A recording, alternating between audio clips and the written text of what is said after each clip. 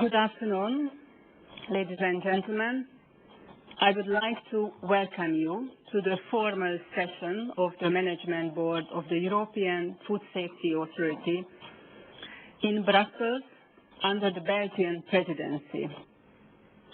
My name is Diana Banati, new chair of the Management Board, and I would like to introduce you the two new vice chairs of the Management Board, Sue Davis and Pier Giuseppe Pacelli.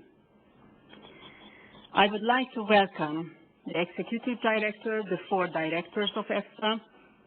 I would like to welcome the audience being present in the room here in Brussels, those watching us online as usual, and very special welcome to the head of the Food Safety Cabinet of Minister Sabine Laurel. The head of the cabinet is Mr. Jean Renaud. Thank you very much to accept our invitation to announce the board, and I would like to express our gratitude to the Belgian presidency inviting the Management Board of EFSA to have our meeting held here in Brussels. So, ladies and gentlemen, before we start and before I ask you whether we could accept the agenda, I would like to give a statement discussed by the board. The new Management Board of EFSA held today its first meeting as foreseen by the rules of procedures, elected the new chair and the two new vice chairs in the course of the private session. Before the election, the board had a thorough discussion on the independence and potential conflict of interest of the chair and the vice chairs. The board acknowledged that the communication on potential conflict of interest lacked clarity in the course of recent events. The board deplores the unfounded attacks on the independence of EFSA, and its chair recently reported and concluded that by no means the integrity of the persons involved could be questioned. The board reiterated that scientific independence is a fundamental principle and a core value of EFSA. Furthermore, the board decided that in order to avoid any misperception of its role, EFSA's future chair should refrain from having managing or other influential roles in organizations representing interests of the food chain other than the public interest. The board restated that chairs, vice chairs, and members of the Management Board act independently in the public interest. The board elected Professor Diana Banati, Director General of the Central Food Research Institute of Hungary. The board also elected as vice chairs Ms. Sue Davis, Chief Policy Advisor at the UK consumer organization WIC, and Pier Giuseppe Pacelli, Head of International Affairs in the Italian Ministry of Health.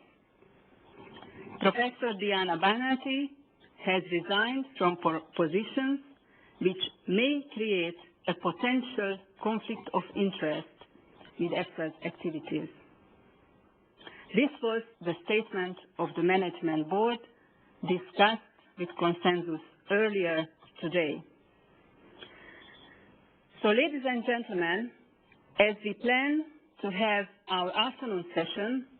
Quite unusually, we have a very short period of time for open discussion, so we will see whether we will be able to discuss all items, but we plan to have a tea break around 2:30.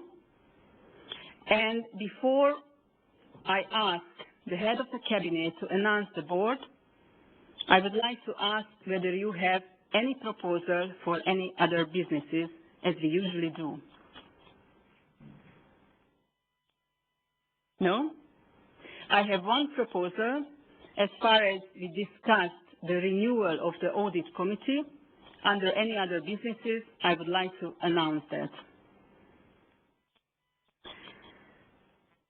I would like to ask members of the board whether they have any declarations of interest, but before doing so, besides the introduction of the new chair and vice chair, I would appreciate if the new members would say a few words about themselves, introducing themselves in a kind of roundtable. So, could we start with Piet? Thank you, Diana. My name is Piet van Temse. I am a member of the I'm one of the 4 members of the board that represent stakeholders in the food chain. I am a veterinarian, as a lot of members of this board I have seen yesterday and this morning. I have been working in the field of animal disease management, food safety in Belgium, and actually I'm the chairman of the Belgian Farmers Organizations, and I take the engagement to participate to this board in an independent way. Thank you. Thank you, Piet. Stella? Thank you, Diana. My name is Stella Michailou. I'm coming from Cyprus. My background is a chemist. I've been working for the government for 32 years. I retired from the position of the acting permanent secretary of the Ministry of Health and director of the Institute State General Laboratory, having a lot of experience with food safety and the links between food, environment, and health. And at present, I'm also a member of the Share Committee in DG Sanco, and also I'm the chairwoman in Cyprus for the Children's Environment and Health National Committee. I'm very much committed to the duties as a member of this management board, and I'm sharing very much the values which founded the EFSA institution. Thank you very much. Thank you very much, Stella. Manuel? Thank you very much. My name is Manuel Barreto Dias. I have been a public employee for more than 41 years. I have a degree in agriculture, and I had a postgraduate student at Leeds University in Great Britain, as in England, and I have worked the whole of my professional life in food and feed. I will underline 2 or 3 things that I feel that were important during my professional life. I created a laboratory some in the 80s in Lisbon, and I was the head of this laboratory for 23 years, a food control laboratory. Afterwards, I have been holding some posts in the hierarchy of the Portuguese authority. For the last 4 years, almost 4 years, since 2006 until the end of 2009, I was the Portuguese representative at the advisory forum, and as well the responsible for the focal point in Lisbon. As a focal point, I have a lot of experience within community working groups at council and commission level, mainly on the sector of food contaminants and food additives, and I try to continue my work that I have done for the last 4 years in EFSA, trying to do all my best in this management board. Thank you very much. Thank you, Manuel. Jan? Thank you, Diana. My name is Jan Mausing. I am from Denmark, and sadly to say also a veterinarian, among many in the management board here. I'm very happy to be part of the board and looking forward to the work. My background is in epidemiology and economics that I have worked with for a number of years, in industry for many years, but in the past 6 years for governmental institutions, for our Food and Veterinary Research Institute in Denmark, being a Director General for that, and for the past 3 or 4 years as Denmark's Chief Veterinary Officer. Thank you. Thank you, Jan. Milan? Oh, thank you, Diana. My name is Milan Kovac. I am from the Slovak Republic. I am working now as a state advisor in the Ministry of Agriculture, and I am member of the National Contact Point for cooperation with EFSA. I start to work in an advisory forum working group for communication of EFSA. Unfortunately, according to the rules of EFSA, I must finish this work, what was very interesting for me, but rules are very precise. Instead of my colleagues, I am organic chemist. I am not a veterinarian. It is possible to say that about 70 years I served as the director of Food Research Institute in Bratislava, and I was coordinator of the governmental research in various levels. Also, I served as a national contact point for the Codex Alimentarius for 4 years. I was coordinator of the coordinating committee of Codex Alimentarius for Europe. 3 years I spent in Rome as a diplomat in FAO and WFP. And later in FAO, I served for 1 year as international consultant for the food safety and consumers protection. It is my very great pleasure to serve for management board. Thank you very much, Milan. This year, the Council of Ministers, in agreement with the European Parliament, has elected 7 new members for the board. We've heard 5 really new members introducing themselves, and 2 other members had served earlier a previous mandate, Marianne and myself. So Marianne, being a new member, would you like to say a few words as well? I have now 4 years experience on this board and have found this to be a very fascinating and a very challenging job, but I feel very strong with the founding revelation and EFSA's work, which is really, really important. I'm also a veterinarian.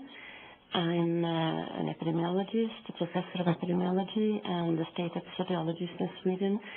So I'm mostly working on the animal health side, and I think that is the start of the food chain with the health and welfare of animals. So I think it's an important part of what you have to consider in EFSA's remit. And I'm very happy to continue on the board and look very much forward to the new challenges for the 4-year period.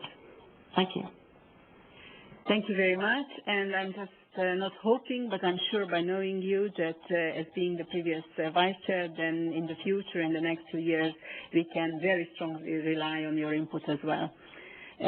Thank you very much. And as I said, now you are kindly asked to indicate any declarations of interest. So first, maybe the new members, please. Yes, Yuri? It's okay. Yeah, I would like to declare that I am a hearing expert in working group of EFSA for total diet study. This is new work.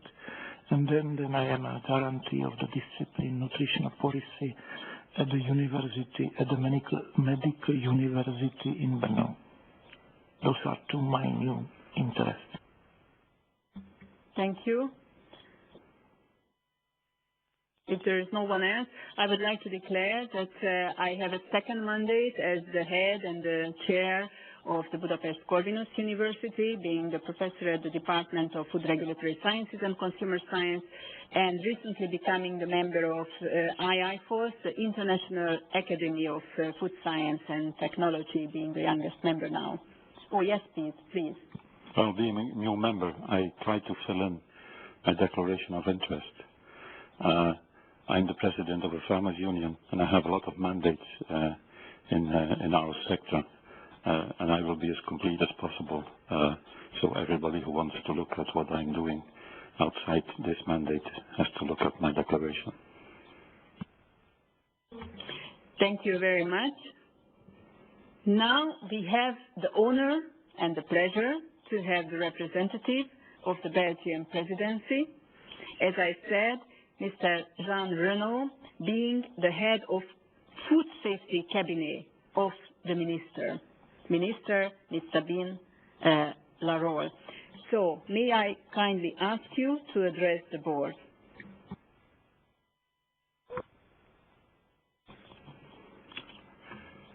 Madam President, ladies and gentlemen, members of the Management Board, Madam Executive Director, ladies and gentlemen, let me first apologize for the absence of the Minister today. As you probably already know, she is chairing the European Council today, which is devoted to space exploration. Therefore, she regrets not being able to be here to open this meeting of the EFSA's Management Board. She asks me to speak in her name, and, Madam President, it's my pleasure to begin with congratulating you with your re-election as President of this Management Board, as well as the Vice Chairman and the members recently appointed. First of all, I hope your work yesterday was fruitful and full of stimulating exchanges. I was told that the discussions of the round table yesterday reached a high level. I also hope you spent a nice evening in our capital, which is also your capital. It has now become a tradition that the country presiding the EU hosts a meeting of the EFSA's Management Board. Even if it is a tradition, the Minister would like to take the opportunity to thank Mrs. Banati for having accepted this invitation, and she is pleased to welcome all of you in Belgium. For years now, our country has given particular attention to the safety of the food chain. The ASFC, our Belgian Food Agency, as well as the Federal Public Service Health, Food Chain Safety and Environment, work in close cooperation with the EFSA services in many fields. Minister Laruelle attaches a particular importance to constantly looking for the right balance between the optimum safety for the consumer, on the one hand, and practicable working conditions for the operators, on the other hand. The role you play in this matter is a difficult one. The criticism EFSA has recently endured shows that clearly. If everybody agrees that food policy has to be based on a solid scientific basis, it seems at the same time increasingly difficult to overcome distrust, even with the help of internationally renowned experts. If not among the entire population, at least among a part of it, which is particularly active. Women and men involved in politics are exposed to the same phenomenon. Even in the face of new challenges, your agency has reached cruising speed. a definite maturity that contributes to the excellence of its scientific work. While the work of this board opens, the Minister does not doubt that each of you is convinced of the importance of your mission and the need to direct the institution towards the pursuit of excellence, which is, if not a guarantee, at least an essential condition of its credibility. I wish you a very successful meeting. Thank you.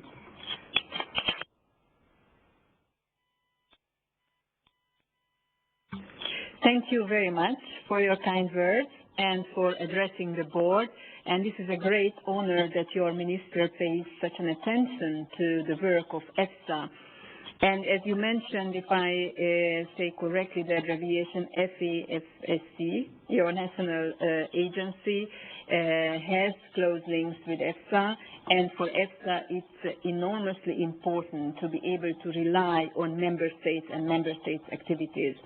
And let me take, dear members of the board, the opportunity here as well to thank for the minister and the representative of the minister, for the head of the cabinet, also for inviting us for the roundtable which was held yesterday. Most of the members of the management board had the chance to attend this roundtable, and may I say that it was a fascinating discussion. It was a very, very interesting discussion on the role of science, independence of science, food policy, how far food policy should rely on science.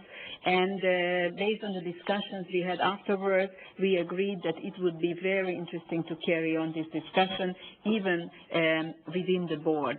You mentioned excellence, and I think we fully agree that this is one of the most important aims of the board, to make sure that this remains the core activity of EFSA. So once again, let me thank you for the invitation, for organizing this excellent event held yesterday, and we hope that the forthcoming one, entitled Nanotechnology in the Food Chain, to be held in November, will be as interesting as the one yesterday, and not to mention your kind hospitality. Thank you very much. You are very welcome.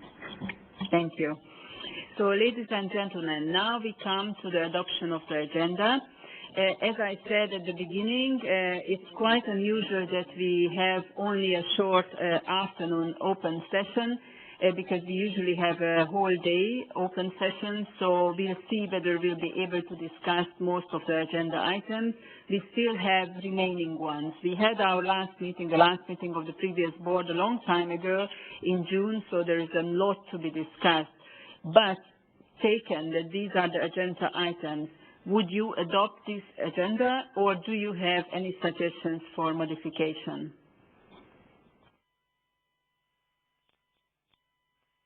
No?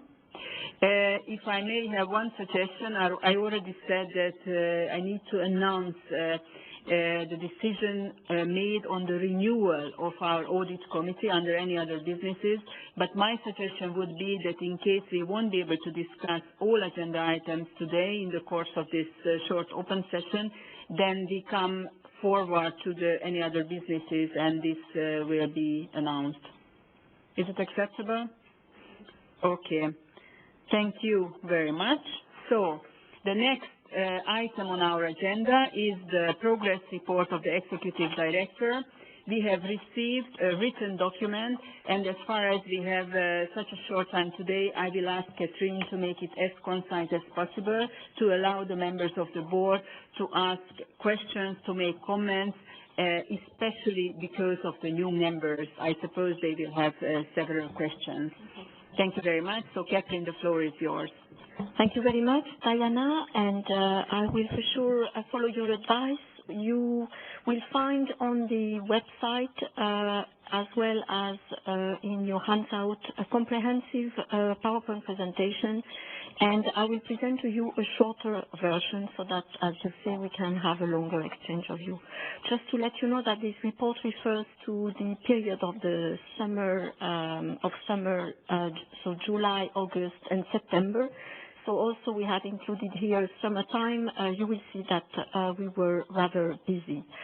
So some highlights in relation with risk assessment activities, in particular, important to mention the work which has been developed by the biohazard panel in relation with decontamination of the use of hot water for decontamination of carcasses. That was an important opinion which was expected by many stakeholders. And the ongoing work also on irradiation of food, for which we expect to finalize the work, if not at the end of this year, early next year.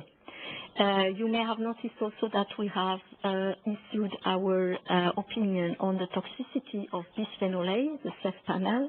I issued this. It was a comprehensive review of the scientific literature, a review also of existing opinions, in particular the opinion made by Danish Risk Assessment body.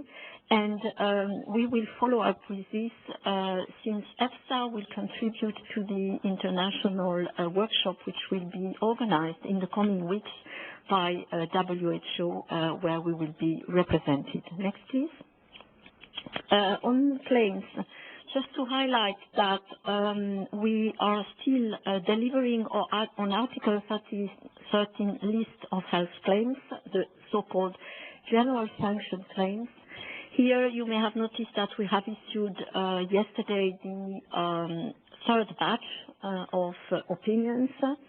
I would like to take this opportunity to mention to you that based on a request from the European Commission, from DG Sanko, we have reprioritized the work, and we are holding for the moment our work on botanicals and focusing on all other claims. So this might represent about 1,500 claims for which we will still have to deliver by June next year. And on botanicals, the Commission will indicate whether we will continue the work on this after we have delivered the last batch in June 2011. Next, please. Here, let me mention in particular the active work of the GMO Unit M panel. We are finalizing the environmental risk assessment guidance. It's an important work for which, you know, we have put a lot of efforts in working with experts from member states, but also with non-governmental organizations. We had a webcast live meeting. To mention also that we are making progress on defining a methodology criteria for GM fish and GM insect. And on GM fish, you might be aware that that might be useful if the US were to possibly want to import salmon, GM salmon to Europe. The Commission might need to have at least a risk assessment in relation with this. Plant health and PPR still very active. Just here to mention that we continue to update the guidance documents, which are really the reference methodology for the work we are doing on the peer review of pesticides. Next, please. Scientific Committee and Advisory Forum. I will not be long on the Scientific Committee. Just let me mention that we have the Scientific Committee has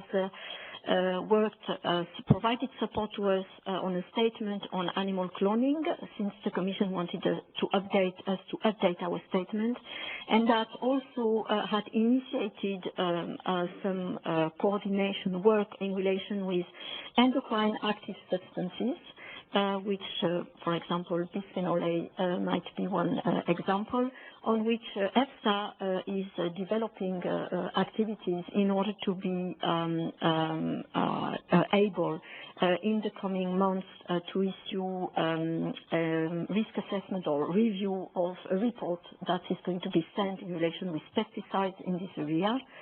On environmental risk assessment also, this is important that we continue to harmonize the way the different panels are working on this issue. We have a lot of activities related to environment in the GM, in pesticides, and we need to ensure that we have consistent approach across these different areas. On the advisory forum, let me say that this was an important meeting, but I will not spend time since we have a dedicated point on the agenda in relation with this. Next, please. Scientific cooperation and assistance, just many activities but let me say that we had I would like to highlight the colloquium we had last week on emerging risk after the first meeting of the network on an emerging risk, where we had huge participation. And we have now issued the report, our first report on emerging risk, where we describe the methodology we will put in place in order to be able to provide advice in this area. I'd like also to say that an important milestone is with the EFSA journal, since with all the efforts we have made during the last few months and year, that the EFSA journal, where we have all the published scientific output of EFSA, is now indexed in bibliographic databases, food and science and technology abstracts, which I believe is an important achievement. We are happy that the visibility of the work of our experts will be increased with this. Next, please. EFSA in the news, we were a lot in the news in relation in particular, but not only, with health claims, biological hazards, and as always, GMO. We were also in the news in relation with the work we are developing in plant health. Next, please. Publication and event, we have issued our annual report 2009 and executive summary. Let me also mention, in addition to the colloquium we had on novel food, again, the Conference on Nutrition and Health Claims in June, and last but not least, the scientific colloquium on food classification, which is very important in particular to make progress in the context of the important project we have with the so-called EU menu. Next. Institutional and stakeholder relations. We were very honored by the visit of the delegation of the ENVI committee, led by its chair, Jolainen. Diana, you were present with some other members of the management board. During the visit, we discussed many issues, independence of EFSA, how we ensure the independence of our scientific advice. The work on GM was also on our agenda, bisphenol A. We had also an important part of the visit which was dedicated to the working condition of our staff and how we are settled now in Parma. And I might take this opportunity to say that you can see here that the delegation of the ENVI committee had visited our school, the European school in Parma. I'm happy also to update the management board on this issue, which you had discussed in the past, and to say that the decree that gives a particular status of autonomy to the school has now been published. We will soon have, very soon, a full-time director for the school, and the school will be able to launch at the very beginning of next year, the first call for tender to recruit teachers, for which, as you know, thanks to the financial support the Italian government will give to the school, will be able to be remunerated as in any other European school. So that's also an important achievement. And I'm happy also to inform you that I will have a roundtable in Rome on the 4th of November to ensure that everything is properly and fully implemented. Next, please. Italy, this is also not only about settlement, but this is also about science and scientific cooperation. I was happy to participate with Pier Giuseppe Facelli to not really a conference as it's mentioned here, but as a meeting where we had experts and organization of Article 36 scientific organization we are working with. There were many representatives, and it was good to hear also some suggestions on how we can improve the cooperation with Italian National Scientific Organization. We had also, I shall not forget, a meeting with the representative of the Belgian authorities in order to see how we can provide support to them for the presidency. And let me join my thanks and express my gratitude to Diana's comments on this. As you said, Diana, this is a very fruitful cooperation, and we look forward to continuing this. Next, please. Administration, just a few words to say that budget execution is at about 70%. We still consider that we are on track to achieve the objective of a 98% rate of execution for our budget. We are 442 staff members in EFSA, including all categories of staff. And as you can see, we have made, or I should say the company which is building our building has made significant progress. We have now all floors. They have started to put the windows. We are visiting this next week, and we start to organize everything so that in a year or so, we could be in this building and inaugurate it. With this, Diana, I'd like to say that I'm ready to answer any questions. Thank you very much, Catherine. I have a long list of questions myself, but let me just comment on two things at this point. One is on the school, especially because the management board earlier had very strongly encouraged, if I may say, the Italian authorities to speed up the procedure and to have, in order to have proper conditions for staff members. So that's a very important item. And the other one is on the building, on the final seat, which was again several times on the agenda of the board. And once we said 1.5 years ago, probably, that we'll believe if we see with our own eyes that the building is being built. And now we see that, and maybe next time we'll have a chance to realize that how far they proceed with building this final seat.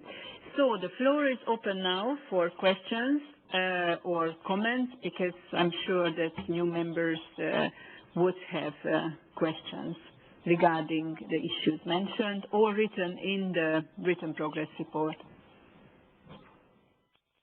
Who would like to start? Yes, Pete. Thank you. Thank you, Catherine, for the comprehensive overview. I had a question on the unanswered demands. You certainly have a lot of demands. You make a prioritization, as you said. But have you any idea on the backlog within EFSA on what is the amount of work that is not treated today? And have you planned to deal with such kind of a backlog?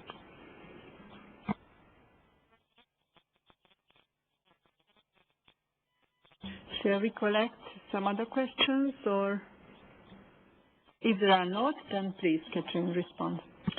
Thank you very much.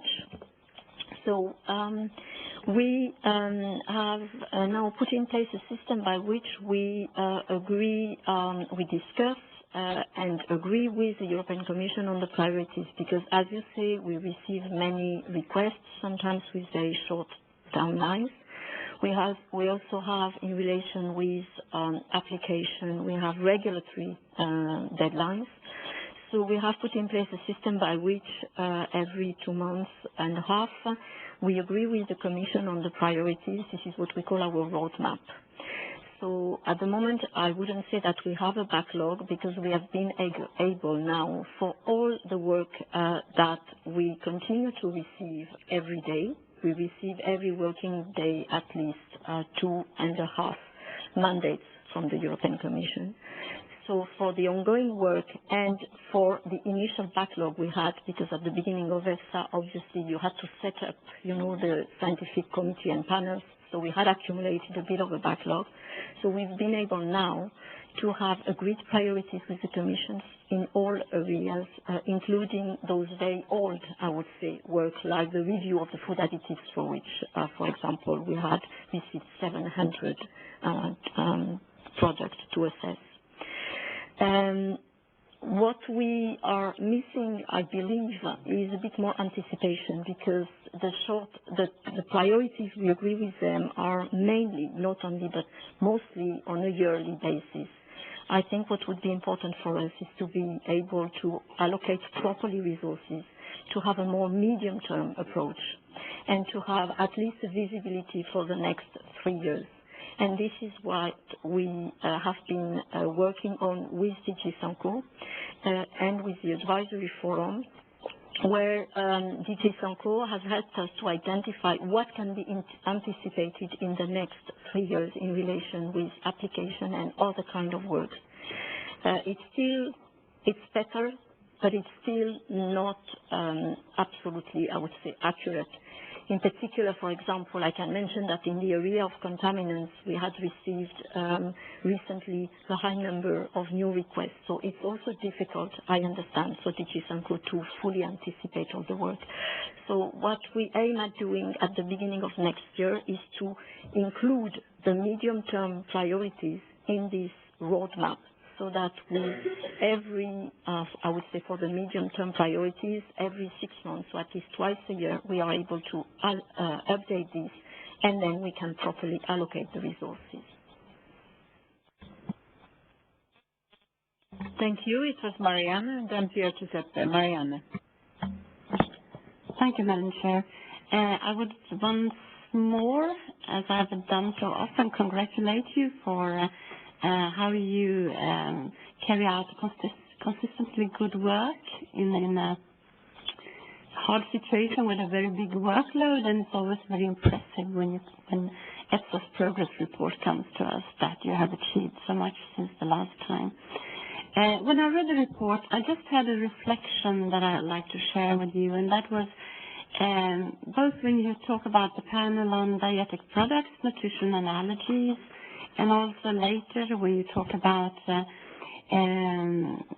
drafting a term of reference for working group on networking and endocrine active substances. I feel like this work, which has a bearing on human health and the impact of humans, I would like to see a closer collaboration with WHO, so you get both sides input. EFSA can do like the risk assessment, but I think WHO kind of have to take their responsibility for what's actually happening in the human body. I mean, how this will be reflected on. So when it comes to the Commission, there is a kind of united way of looking at this. Thank you. Thank you, Marianne. Pierre Giuseppe, the floor is yours. Thank you, Diana. I would like, first of all, thank the Executive Director for mentioning the meeting we had in Rome in September. It was very useful for us having EFSA there for explaining what's our activities in grants, in sharing work with Member States. Another topic is emerging risks. I can read in this report that there will be a working group on emerging risk. I think it's really very important to try to speed up the work of this group, because I'm really very afraid about what could happen if a new risk, a new danger will arise in Europe, and media and politicians also can ask EFSA what is done in this field. Thank you very much, and let me just join to this last question, because I learned somewhere that there was this scientific colloquium held on the 12th of October on emerging risks. And we discussed earlier this issue, and it would be interesting to learn what kind of achievements were made in this regard, whether you have more cooperation with international organizations on this, and what kind of strategy are you going to build up on communicating these emerging risks. Would you like to respond? And then the floor is for Stella. Thank you very much. Starting with your comment, Marianne, to say that indeed it's very important for us to work closely with other organizations with, I would say, relevant or similar remit, and you mentioned WHO in relation with public health. I fully agree with you because we all have limited resources, so we should ensure that we are not duplicating. I'd like to mention that it's not only with international organizations, we also take care that we are closely working and share the work with other European agencies, other European agencies, for example, like European Medicine Agency or European Center for Disease Control. This is very important. On emerging risk, maybe here just let me know that thank you first for your support on this activity, but let me say that we need to be very careful here because to make it simple, we could spend all our budget in this activity, and this is certainly not our intention. We need to focus the work to frame it so that we are useful, relevant, and we provide support to the European Commission and to the Member States. So maybe I can give the floor to Hubert to just make a short feedback on the colloquium that was organized on the 12th and the 13th of October. Diana, if you agree. Hubert, the floor is yours.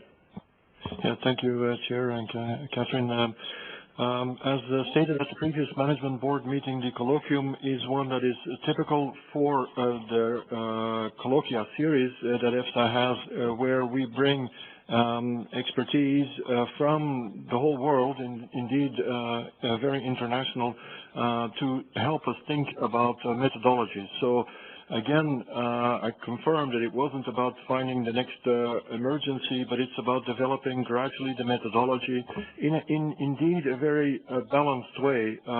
We are very much aware that we don't have the luxury of putting a huge amount of resources towards this effort, even though it's mentioned as an activity explicitly in our founding regulation. So the approach at heart is that with the support of the scientific committee and panels, we're trying to gradually build a system which isn't at the end, and as defined in the founding regulation, not immensely different of what we do otherwise, which is to set up systems for collecting signals, to analyze them, and indeed not to cry wolf, because it's very easy to find false positive signals. We are very much aware that that would not be helpful, if not, in fact, be detrimental. Another element which I think is important if we are talking about a horizontal function is that we don't only look at what the activities can bring in the long term or medium term, but also some concrete, let me use the term low-hanging fruit, which I know we're trying to deliver with regard to exposure assessment, and I think we can do here as well.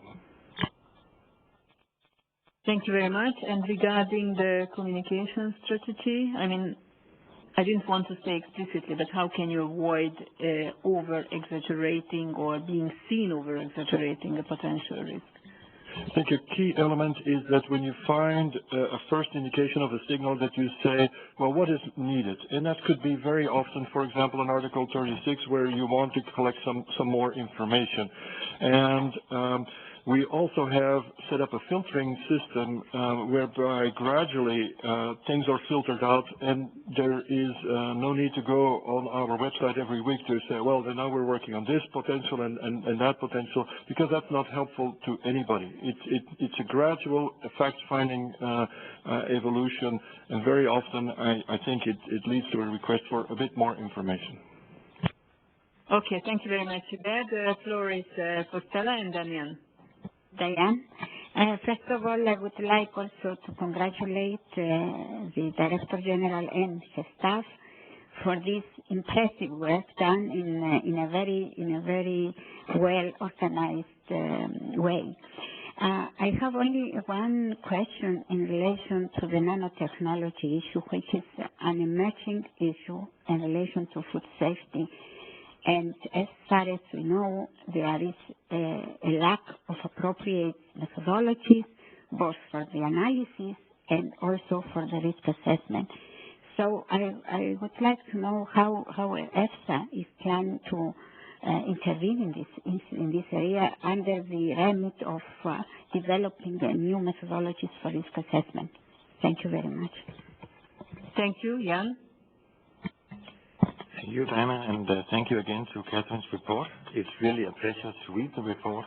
It is amazing how the output of the panels, they hit right in the middle of the agenda that we work with in the EU, which only goes to show the relevance of EFSA and the timeliness of the output of EFSA.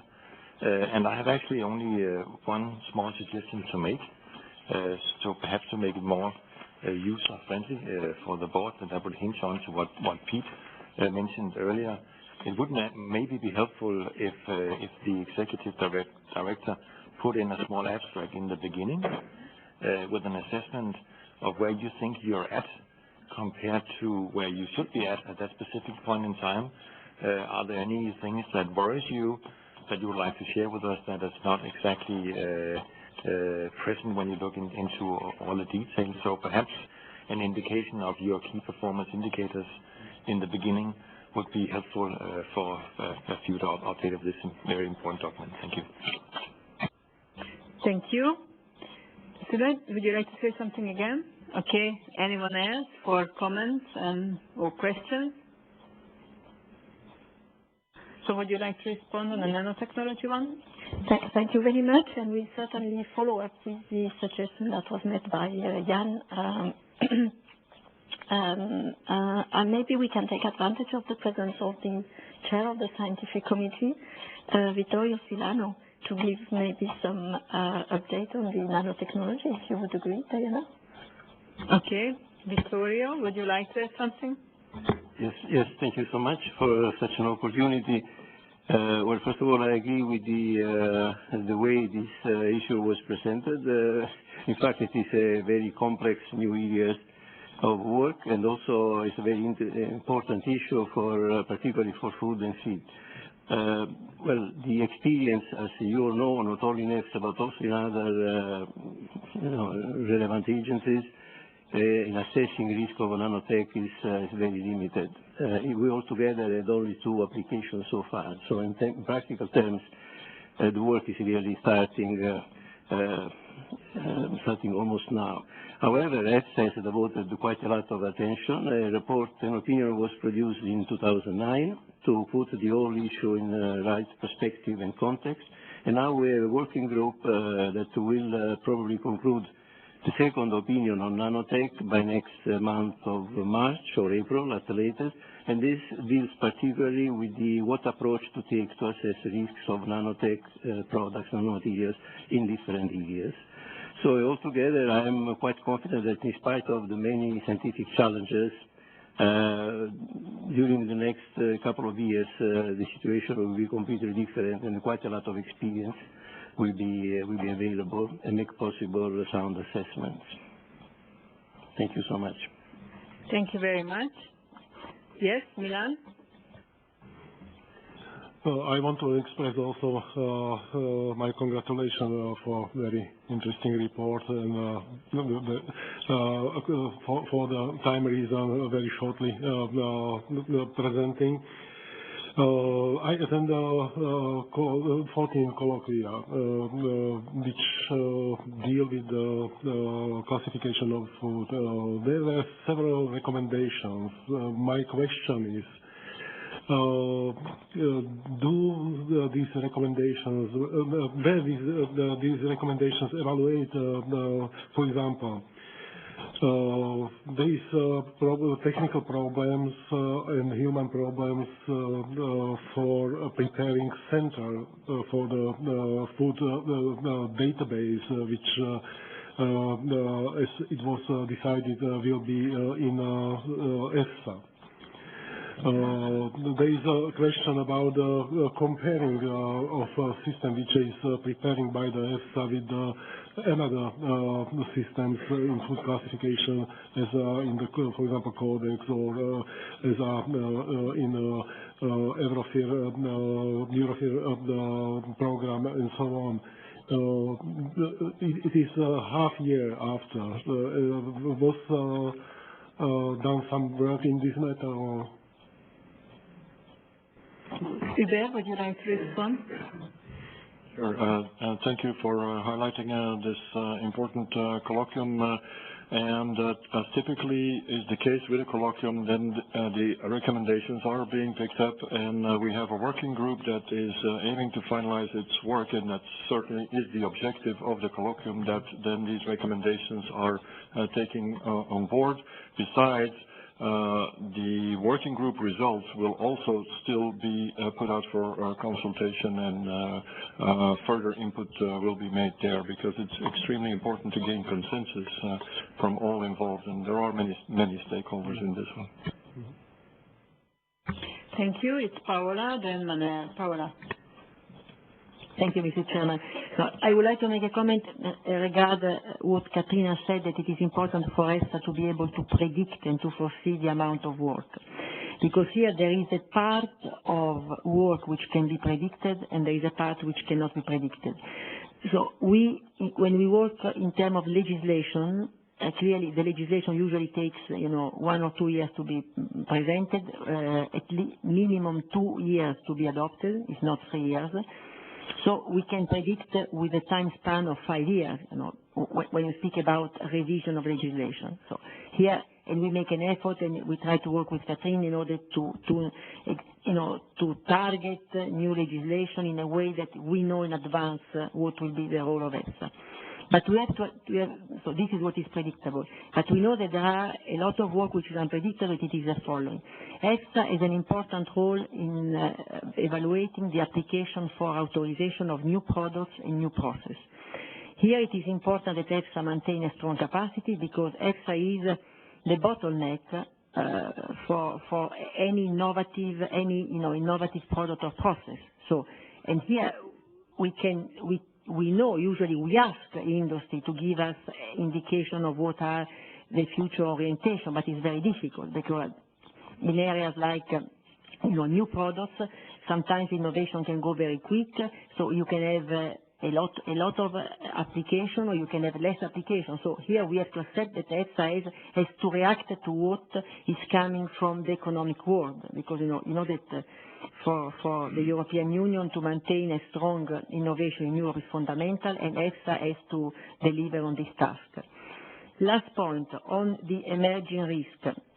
I also plea, to try to concentrate this work, because, for me, emerging risks are the risks which are really unknown and which derive from the development of new technology. They are not, I would not call emerging risk something which happens because there is a failure in control, because there is a substance which arrives from a third country, which, usually happen. I have a pesticide which is not authorized in Europe, on which, we need a scientific opinion quite rapidly, or the case of melamine. These cases are not emerging risk. For me, the emerging risk is really new technology, where there are new development and where the impact on health is very important. So my plea is, let's try to concentrate this work on what is really emerging, and not to analyze every kind of contaminant or every kind of risk which exists in the society. Thank you very much. Thank you, Paola. Manuel, the floor is yours. Thank you very much, Madam Chairman. I have a specific question, but first I would like to say 2 or 3 words about, I would like to congratulate the Executive Director and the EFSA people involved in this document, and also I refer to the medium-term planning draft, because it is a real picture of the work that EFSA has been done for the last years. My specific question is that about scientific cooperation, how EFSA thinks about the fulfillment of the expectations for the scientific cooperation. That's the specific question that I'd like to raise. Thank you very much, Madam Chairman. Thank you very much. Are there any interventions? If not, then Catherine, you may respond. Thank you very much. On your last point, Manuel, maybe we can come back to this in particular in the context of the discussion we'll have with the discussion in the advisory forum in Malta. But indeed, already I can say that our intention is to continue to boost scientific cooperation with national agency or national scientific cooperation with scientific organizations. We think it's instrumental to our success, and we have already done a lot, and we started from scratch in 2007. We have now built networks, reinforced the role of the advisory forum, created focal points. We have also been using funding financial tools, Article 36 grants and procurement, and we are spending 8 million euro per year with the scientific cooperation, but our intention is to be more effective, and that was the discussion we had in the advisory forum. So if you allow me, I'll come back to this. I can just agree with what Paula said. We wanted to be ready and prepared to respond to what is predictable. What is unpredictable, obviously, we have to adapt ourselves. So that's why I think it's highly important to have short and medium-term planning as much as possible.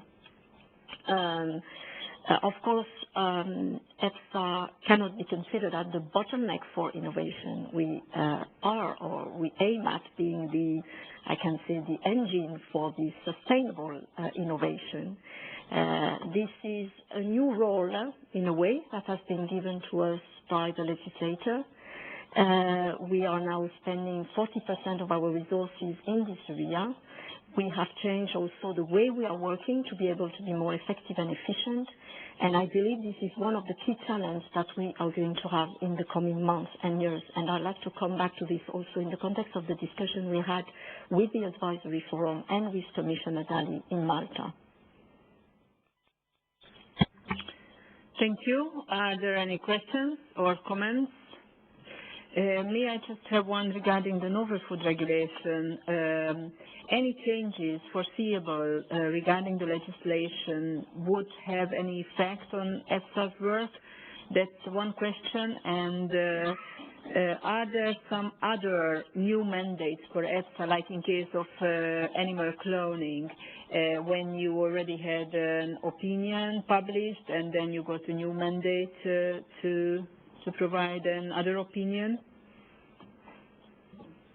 Thank you very much, Diana. No, on animal cloning, we haven't received a new mandate so far. We had updated with a statement the previous opinion, and I understand that this is now in Commission's hand to make use of it and of other elements, obviously. On novel food, maybe Paula it would be more relevant for Paula to reply on the status of the novel food regulation. What I can just say is that, as far as I understand, this might anyway, depending of course on the final wording of the text, this might impact on our work, since I understand that we will have the burden of the proof, particularly for imported novel food. We will have to indicate whether we have any element that substantiates, risk in relation with this imported novel food. So yes, indeed, this has an impact. We, of course, are waiting for the final legislation, but we are preparing ourselves for this option, obviously. And in particular, the NDA panel and unit is working to be able to be ready on this. Okay, thank you. Any last comments or questions? If not, then let me try to summarize, as always. Just let me share this with the new members, that since I was the chair, I always try, sometimes it's extremely difficult, but try to kind of summarize the discussion, or at least to point out some main points to help us to remember what we have to come back, or what was emphasized.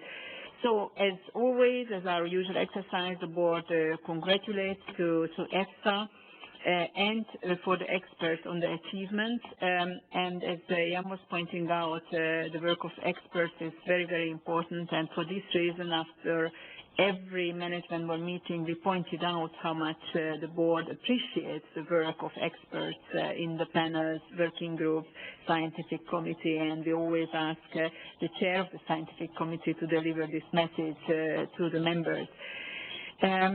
Emerging risks, nanotechnology, and similar issues seem to remain important ones for further discussion.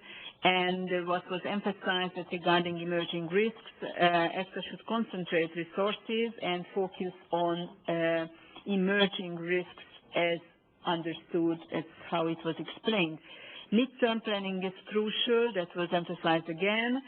And what was discussed several times by the management board before, we try to encourage both EFSA and member state authorities and organizations to cooperate and to boost scientific cooperation.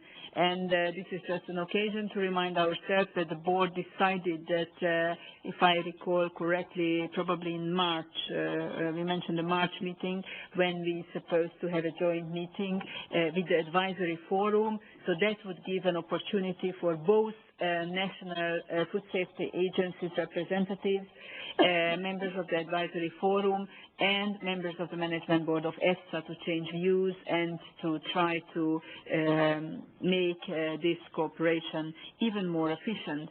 And if you allow one last comment to echo what was said about EFSA's role regarding evaluation and innovative products, I think that it's important to say that EFSA should not be seen as bottleneck for innovation. EFSA has an important role, and its scientific risk assessment should never be compromised. So there is a need for a good balance in this regard. So we came to the end of the discussion regarding what happened recently, output of EFSA. So another important agenda item which is coming, discussion on EFSA's communication strategy 2010-2013. This is not the first time. We decided much earlier that the management board should have a discussion on the communication strategy. As far as besides risk assessment, risk communication is another important core business of EFSA. So I will ask the Director of Communication, Anne-Laure, to introduce the document, what we have on our table, to give a short presentation, and then you will be invited to give your comments or ask questions. Anne-Laure, the floor is yours. Thank you very much, Madam Chair. We are indeed pleased to come back today to the board with a revised draft communication strategy and perspective for the 3 years ahead. I would like to remind the board, in particular the new board members, the process that we followed and the key milestones, to give you an overview of the key findings in our review of EFSA's communications work to date, and then to outline for you how we see the priorities going forward.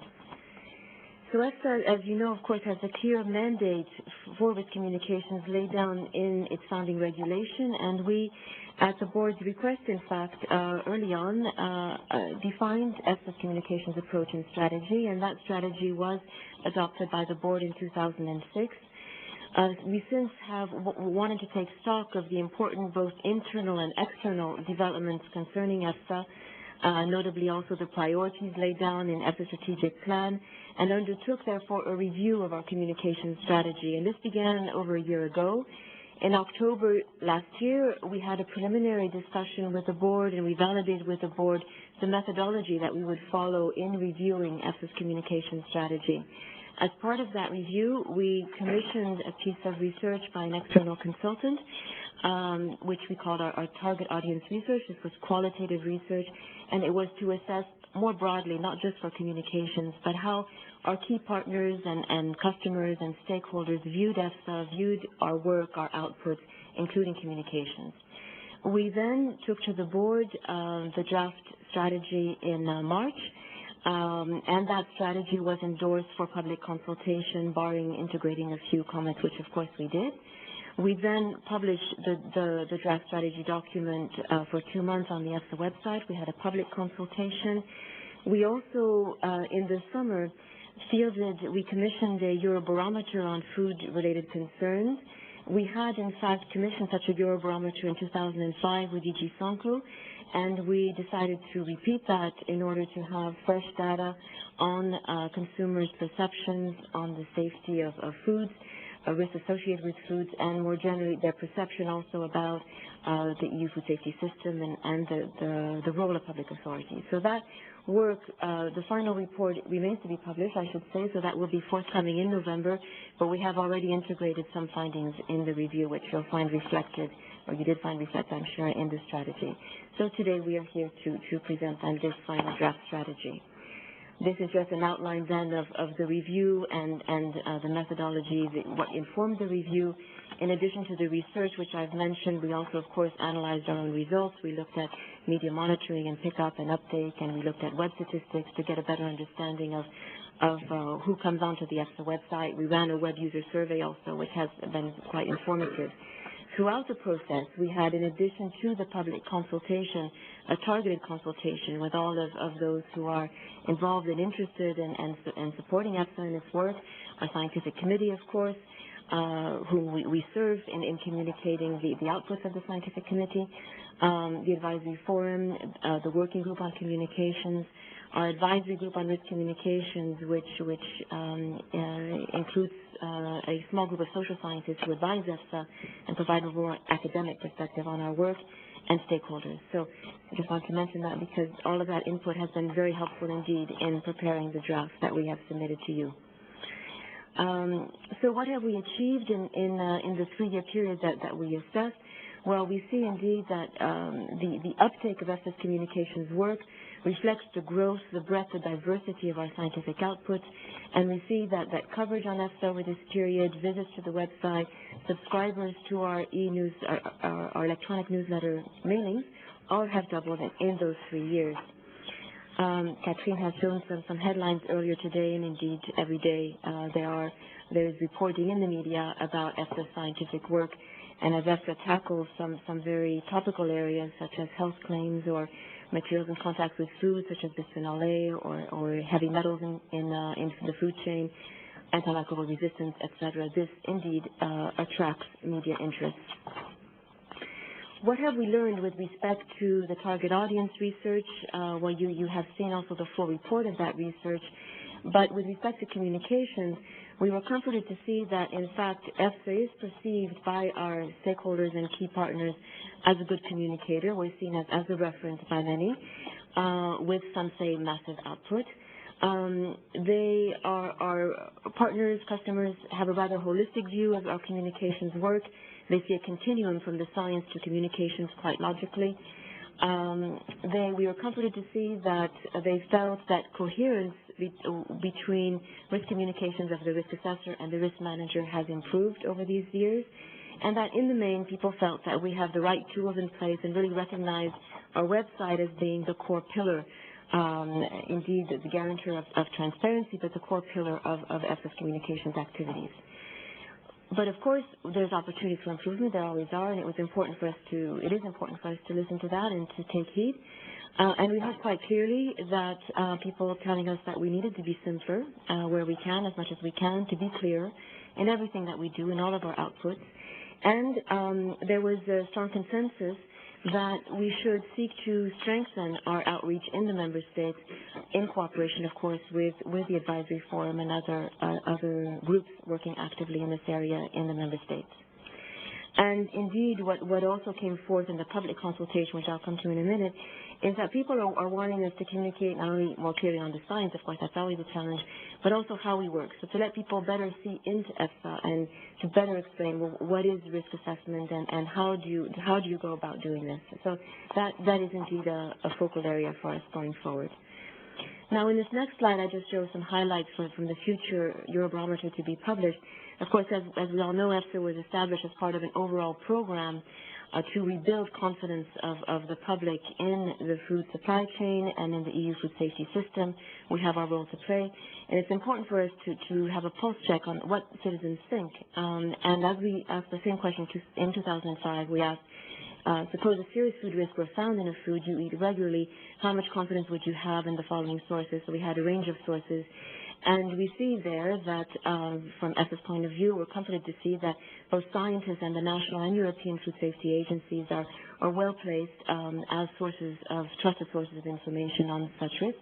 And of course, there are as quite consistently we've seen in other research, health professionals, citizens, immediate surrounding family, friends, also consumer organizations, environmental groups are also well perceived as information sources. Now, independence of advice. We see that independence of science is indeed a subject of broader societal debate. And we benefited yesterday from the excellence conference that was organized under the Belgian presidency on science and public policy, where this topic also was touched upon. And here, as EFSA, we also need to take stock of that debate. In the Eurobarometer, we found that indeed, indicators are quite positive in the sense that the majority of citizens do think that public authorities take into account most recent advice, are quick to act, take into account citizens' concerns, and we saw that there is a high level of trust placed in scientists and the food safety agencies. But we see that the opinion is more divided about the independence of scientific advice, and that is not specific to EFSA. We also see this in the Eurobarometer on science and technology that was run in June about public and private research. So this is topical in people's minds, and I think it's something that we, of course, have to keep in mind as we communicate. In the public consultation, so we had some 10 contributions. You might think, well, this is small, but in fact, we had, as I've mentioned, targeted consultations throughout with member states through the advisory forum, through our stakeholder platform, for instance. So this was in addition to already that robust replies and input that we received. So we had, of course, direct input from DG Sonko, and then contributions from advisory forum and research institutions and stakeholders. In the main, the findings were quite consistent with that of the target audience research. No one disagreed with any part of the draft strategy. Additional suggestions were made. The respondents were generally supported our approach. They did concur with the need for simpler language, with people saying, well, it's well written but quite complex. And there was an emphasis also placed in the comments that we received on developing a more proactive approach to communicating independence of EFSA's advice, and the importance of dialogue with stakeholders was highlighted. So where are we today? Well, we see through this review that the framework, in fact, that was laid down in 2006 still seems appropriate today, whether it's the overall mission coming from our founding regulation, the overall objectives, and our approach with respect to our communications outreach. And indeed, when I speak about that, I'm also referring to the approach we take to defining our target audiences. And so you see in that inner circle those key groups, and indeed both the target audience research, the public consultation does confirm that this is the right approach, and EFSA should really be liaising very closely with all those groups in that inner circle in order to make sure that EU citizens are best served through the work then also of these, what we traditionally call the multipliers, the national food safety agencies who are also communicating in a wide range of stakeholder groups, and of course the media.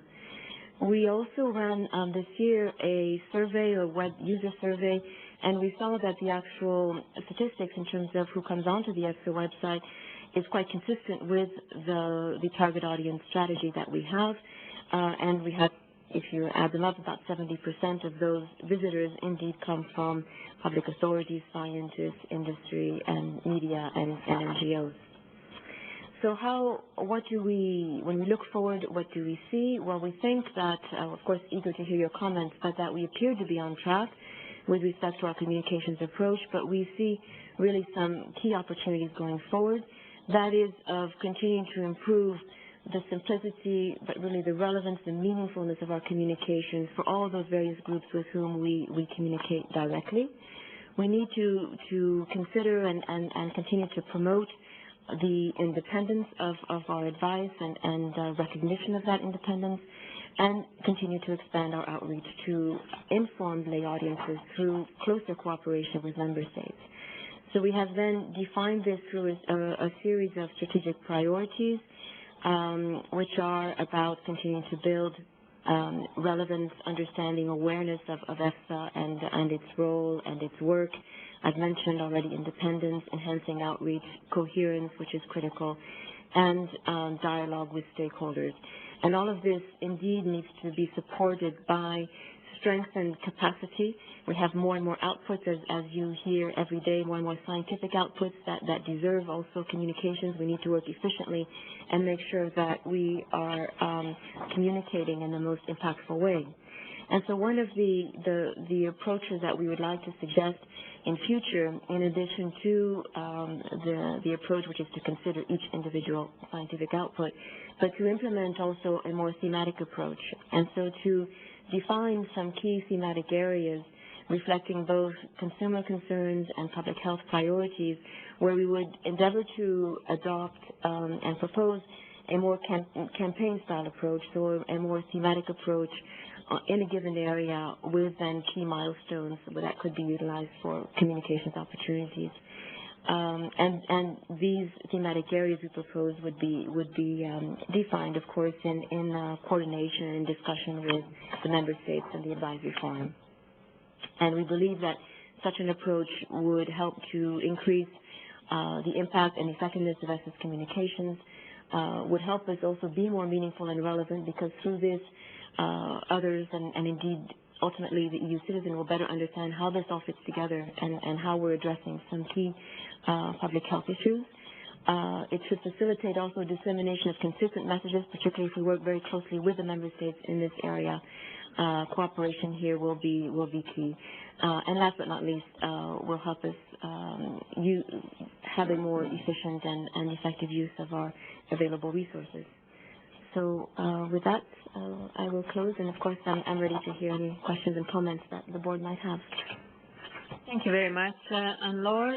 Just for your information, that communication strategy for EFSA sooner or later is supposed to be adopted by a board. So if you think that this is acceptable in its present form, then we will have potential adoption. If you think that it's not, then please share your comments and questions regarding this.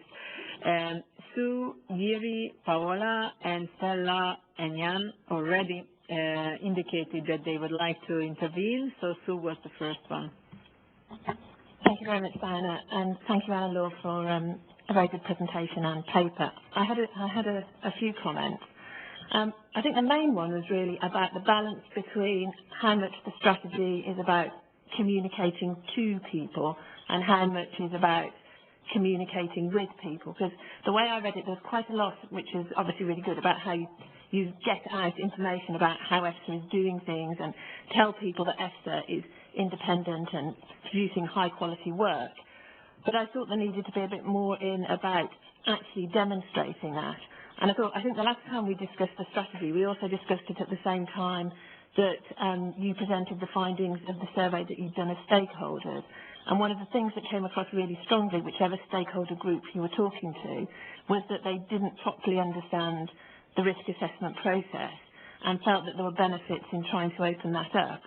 And I know this can straighten just how open that can be, but I think it would be useful to explore within this the possibility of things like having more interaction or more openness of some of the work of the panels and sort of more interaction with some of the things that they're doing, so that it's not just about saying, you know, we're great and we're doing this really well, but people can actually see it and understand it. So that was about, I think, being more specific about how you actually engage and open up the process in practice. One of the other areas I thought, particularly in view of the meeting we had yesterday organised by the Belgian presidency about the use of scientific advice in policy, I thought there were two really interesting things that came out of that often come up, which is the interface between risk assessment and risk management, which we pick up in paragraphs 39 and 40. And I think linked to that is the issue of the framing of the questions. And I wonder whether sometimes some of the most controversial issues, or where people often are critical or concerned about the independence of opinions, is really about the questions that have been asked and the sort of mandate that EFSA has been given, which may not be addressing the concerns that people think it should be addressing. And so I think sometimes there's a risk that issues almost fall in between risk assessment and risk management, where EFSA will be saying, this is not within the scope that we've been looked at, that we've been asked to look at. And then it may be easy for risk managers to say, well, EFSA hasn't said that, so we can't actually act on it. And so I think that whole area of framing might be something that would be worth looking at in more detail in order to see whether that's an opportunity for more interaction, again, with stakeholders. And I know you have to be practical because you can't have every single question and have groups of people debating it because nothing would actually happen. But I think, maybe that's something that would be worth opening up a bit more. And then I had two really specific questions, questions or comments. But the first one was about health claims, because I know in here you said a lot about making the website more accessible. But the health claims opinions in particular, I find it really, really difficult to kind of find out the information. And so many people say they find it really inaccessible to get the information out of that. So I think that's one particular area. And then I just had a question really. I think the whole idea of having a thematic approach is useful, but I was just slightly concerned when you started using the word campaign, because isn't that going to actually just sort of confuse people in terms of EFSA's role doing risk assessment and the risk management role? Because how can you actually look at an issue in the broader context without actually, in effect, starting to get into risk management advice? Thank you. Thank you, Sue. And as you pointed out, again, yesterday's roundtable organized by the Belgian presidency was very, very useful to help us in our work. It was Jiri, Paola, Stella, and Jan. So Jiri's turn. Yes, thank you, Madam Chair. That presentation was certainly very impressive. But what was missing for me was the comparison of perception of EFSA work in new and old EU countries, because I recognize that there is a quite different perception of some things when we discuss some topics in management board or also in some workshops. Let me give you an example. Yesterday's meeting organized by Belgium was very, very interesting. But in the panel, I have seen only people from this region. And we were talking about philosophy. We are living in a much bigger union than in the central part of the union. So this is what is missing for me. So I have two questions or to suggest. The first is, when we describe perception of EFSA work, maybe it would be very useful to know if there is some difference between old, new, even candidate countries or other countries. And the second one is if we can use this analysis for more targeted communication, because if there is a different perception in different countries, then we should develop some strategy to have a more targeted communication to specific stakeholders in these regions, in those regions. Thank you. Thank you very much, Jiri. Paola, it's your turn. Thank you very much.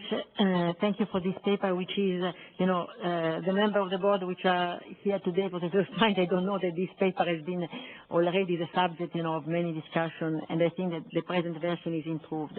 I would like to welcome in particular one of, of the key strategic priority, which is independence, because I think that, it is important that the work of communication of EFSA contribute to make people to understand what is the scientific work, what does it mean independence, because we know that this is something which is always a concern, of the public. In terms of, in general, the strategy, I can support it. I have at the end just a small comment on Chapter 6, but I would like to say something, and I think that this we will discuss, not today, because today we are discussing ideas, but when we will discuss resources and resources both financial and human, because I think that it is important that the work which EFSA does on the communication is measured toward efficiency. Again, value for money. The communication should be an added value, should be targeted to the audience, should be used the instruments which are the most efficient in term of value for money, because unfortunately, I have always to repeat, we are in a situation when we will have for sure, to demonstrate that we use our money in an efficient way, because we are a public institution, and that we really look at the focus and core work of the institution. In terms of my small comment, honestly, I do not know whether it was in one of the previous versions, but unfortunately we realize this now. Chapter 6, evaluation, page 12. It is said ultimately EFSA communication works aim to increase awareness and confidence in EFSA and scientific work, which I totally subscribe, increase consumer confidence in the EU food safety system and the role of public authorities. Here I think that it's going a little bit too far, because EFSA cannot. It's not a public authority. EFSA is an independent scientific body, so maybe it has to be rewarded. And also, EFSA cannot. I don't think that it's the role of EFSA, to increase the confidence in the EU food safety system, because the EU food safety system is built by member states, European Parliament, Commission. What he has to do, he has to strengthen the confidence in the scientific basis of the EU food safety system. But the EU food safety system is decided by the policymaker, which is the Council and Parliament, and Commission making proposal. Thank you very much. Thank you, Paola. And if I can recall correctly, you made a similar statement, maybe not in June, but a meeting before. I think you said the same, as far as I remember. Maybe it relates to our previous discussion, what we had on the misperception that EFSA is very often seen or expected to have risk management decisions, and this is very often misunderstood. Okay, so the next one was Stella and Jan, and then Bernard. Stella. Okay, thank you, Madam Chair. First of all, I would like to second Paola's point on independence as a very, very crucial and very important.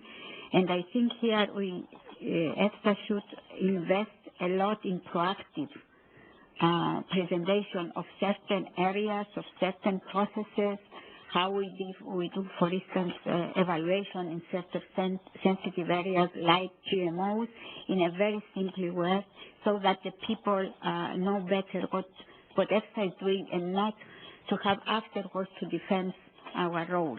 This is, I think, it's much easier to do it proactively. I am very much informed of this new thematic area approach. I think it is a very cost-effective approach, and I would like also to raise the issue in relation to the opinions issued by EFSA.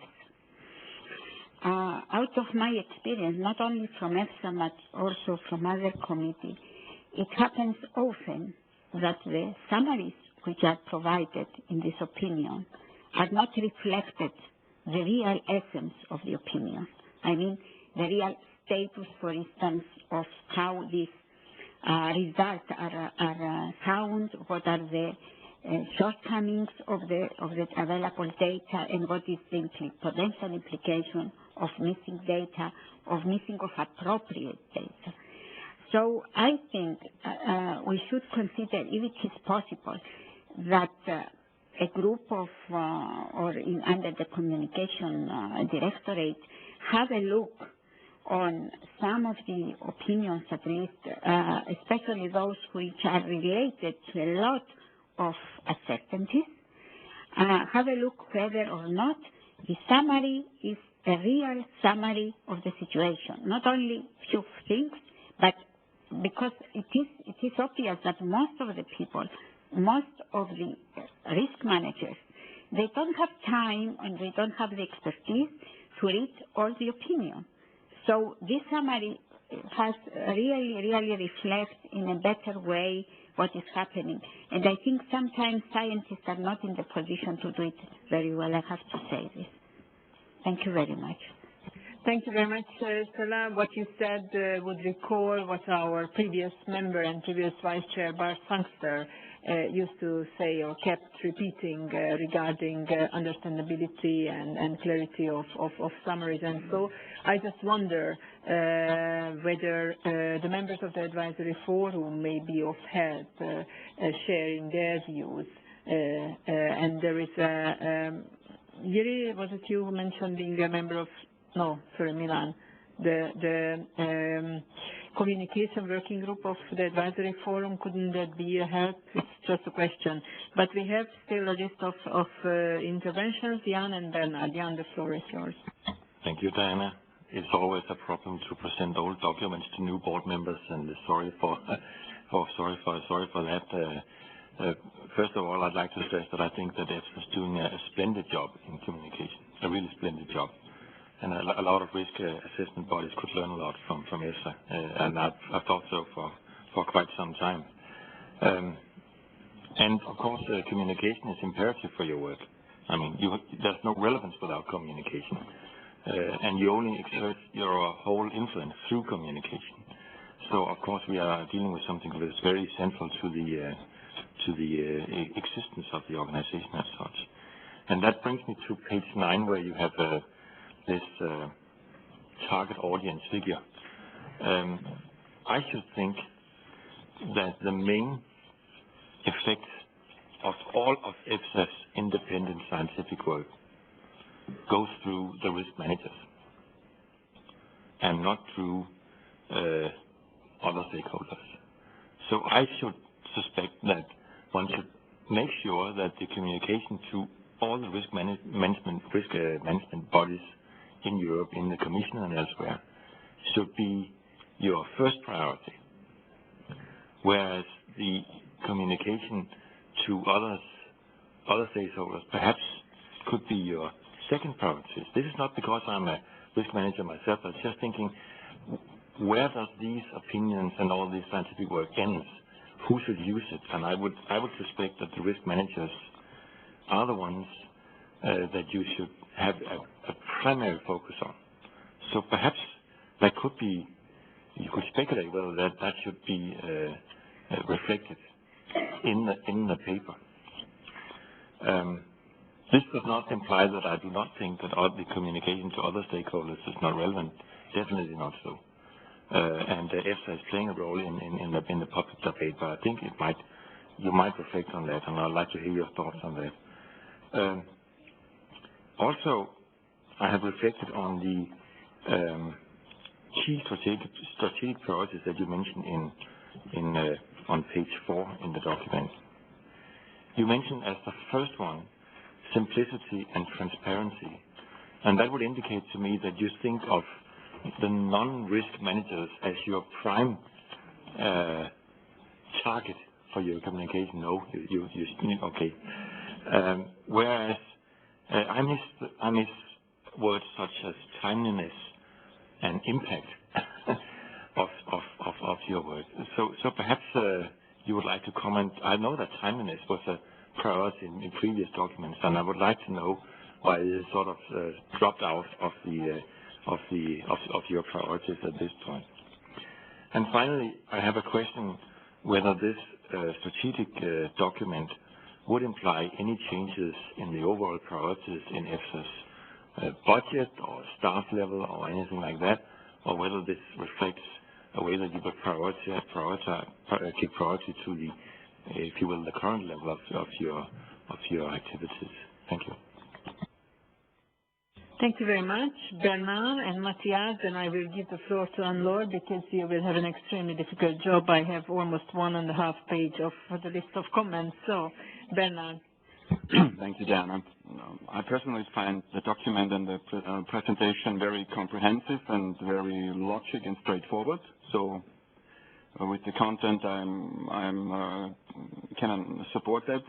And you mentioned the targets and the initiatives and the evaluation, but what I really do miss in a strategy document, and it has been mentioned before, is the question of resources and budget. So I wouldn't be in the position to adopt a strategy without resources and budget. because I think we have to very carefully balance the resources between the scientific work and the communication work. And as we all know, the budgets will not grow as much as we would like it. And so we always should have a close look on how much can we afford and would we like to afford for communication in respect or on the contrary to science. And as I said on censor, of course, we should always have a look on the cost of administration in EFSA as well. Thank you. Thank you very much. Matthias?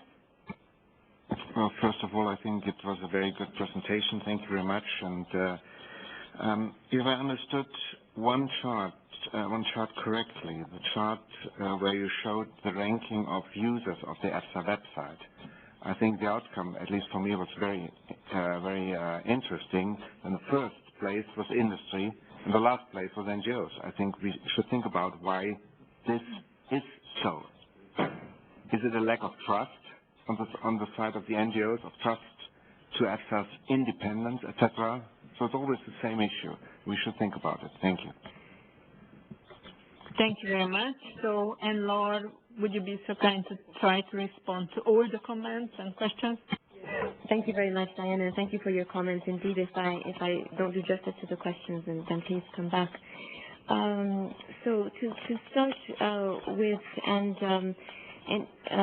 Sue, your comments about openness and transparency and the process.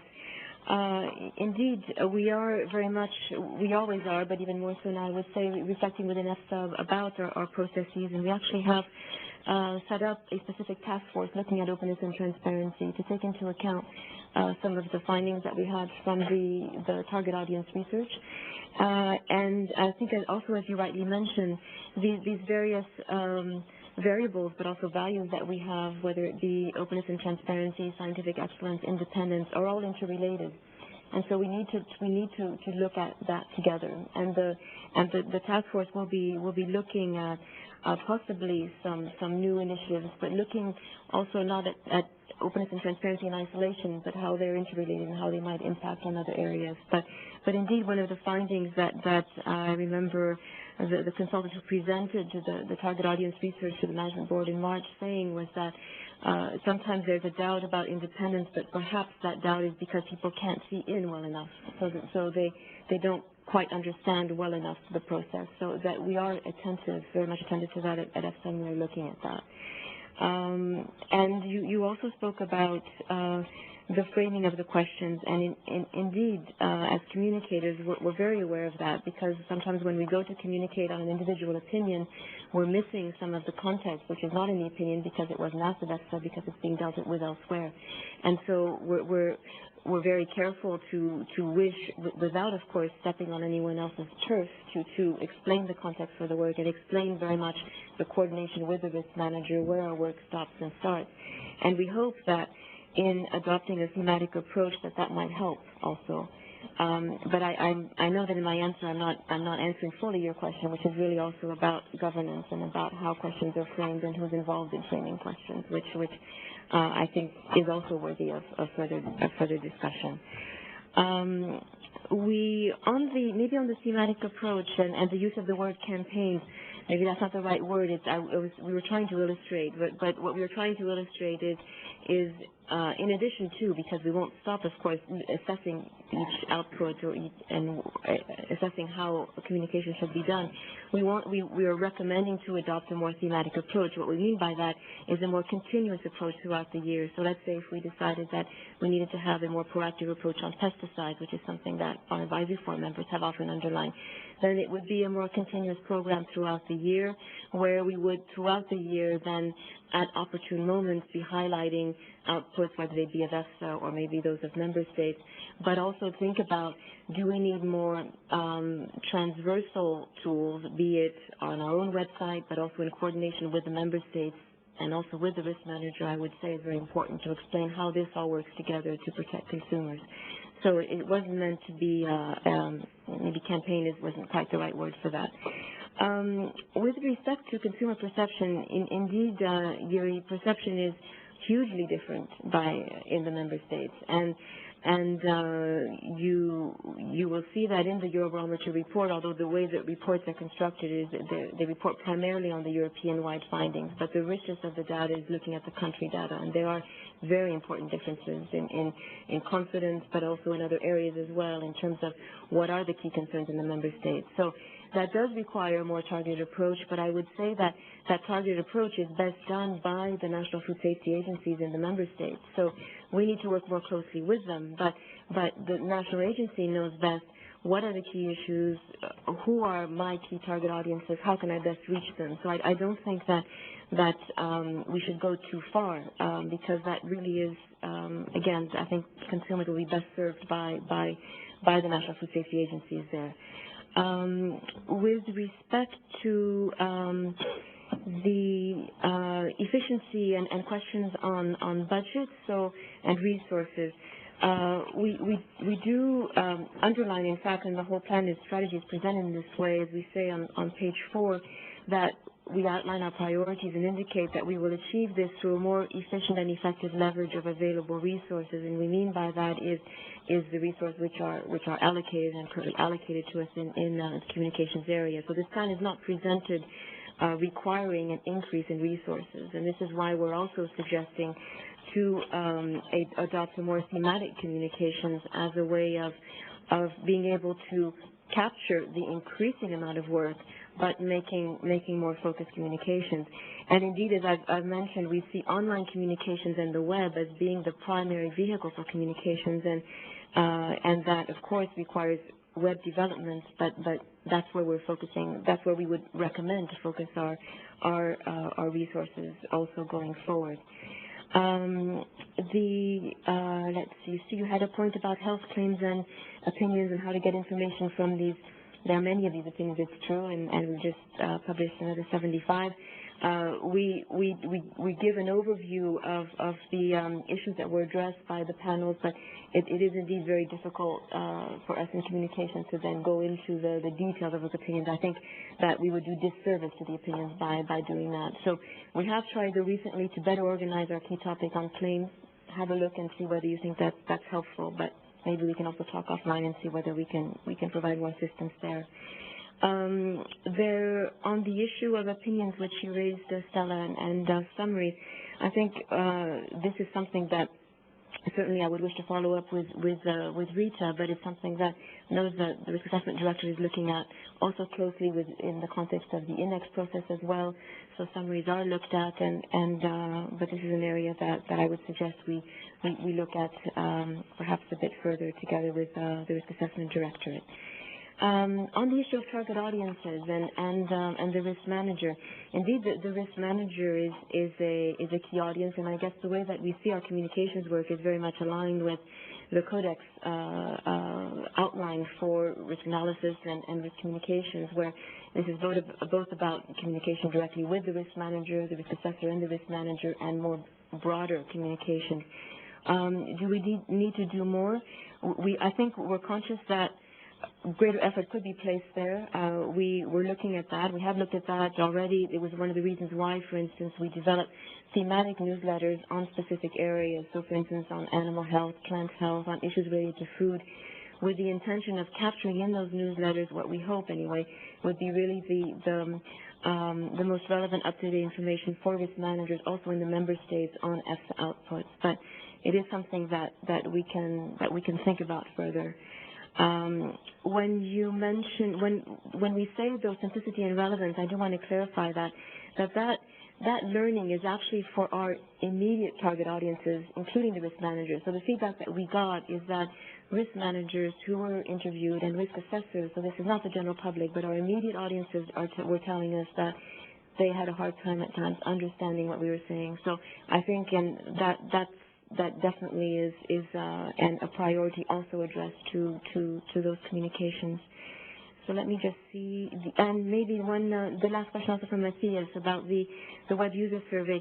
Maybe I can just say, I think this is just mathematical as well. Indeed, industry is first also in 2006, but it's just sheer numbers also of there are more There'll be more stakeholders, individual stakeholders in the industry, potentially then consumer NGOs going on the EFSA website, and so that means that they're counted differently. But indeed, they are an important stakeholder. So I think, Diane, I think I've captured most points, but please let me know if I've missed something. Sure, but Catherine wanted to add something regarding resources. Very shortly, thank you very much, Diana. Just to confirm what Anne-Laure was saying, and I think I agree with you that this is important that when adopting these, possibly adopting these communication strategy, you have a clear idea of the resources that will be allocated and the budgetary impact it has. So just to confirm that for this year we are allocating 14% of our resources to communication and dialogue. In 2011, and of course this will have to be discussed again with the management board in December when you adopt our budget, the intention is not to increase the resources allocated to communication, and the plan we are working on at the moment is a slight decrease in the resources, but what we aim at is having a greater impact. Then, just to let you know also that, and I will come back to this when discussing the next point on one of the next point on the agenda, it's important that we have also more visibility on, as you say, the balance of resources between different activities, and you also mentioned not only communication but also administration.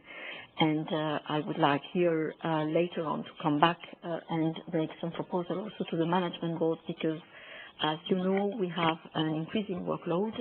Scientific activities must be prioritized in this context. So we need to see how we share the resources between the different activities. So I'll come back to this, but certainly for 2010 and 11, there is no major impact on the resources we allocate. This is flat resources or slightly decreasing for 2011. Thank you. And Laura, I just have a very minor and more important question, if I may. I read in this strategy paper that there were 59 comments when it was for public consultation, when the draft report was for public consultation, including advisory forum members and so. Why do you think such a small number of people commented on it? And the most important, well, more important question would be regarding crisis communication, that it's not just communicating the output of EFSA, but the procedures in place to be applied in case of a crisis situation. Yes, on your first question, Diana, why so few comments? We had at several occasions actually very in-depth discussions with the advisory forum, with the working group on communications, and with the stakeholder platform. So the members indeed, we had quite long sessions, gave a lot of feedback directly to EFSA, and I believe that that's why indeed we did receive feedback to that effect from the working group on communications, that they wouldn't be sending in addition specific detailed comments in writing because we had those discussions. So I think we do think that we have received through those meetings the feedback that we need from the member states and also from the stakeholder platform. So that would be one. On crisis communications, well, we haven't outlined in this strategy the specific crisis communication strategies which are laid down in EFSA's emergency manual, but indeed the general principles are, of course, would apply, as you know. So they would indeed be encompassed here, but there are separate and specific procedures which exist. Thank you. Based on Anne-Laure's response to the questions and comments, anyone would like to reflect on that? Or are there any further questions and comments?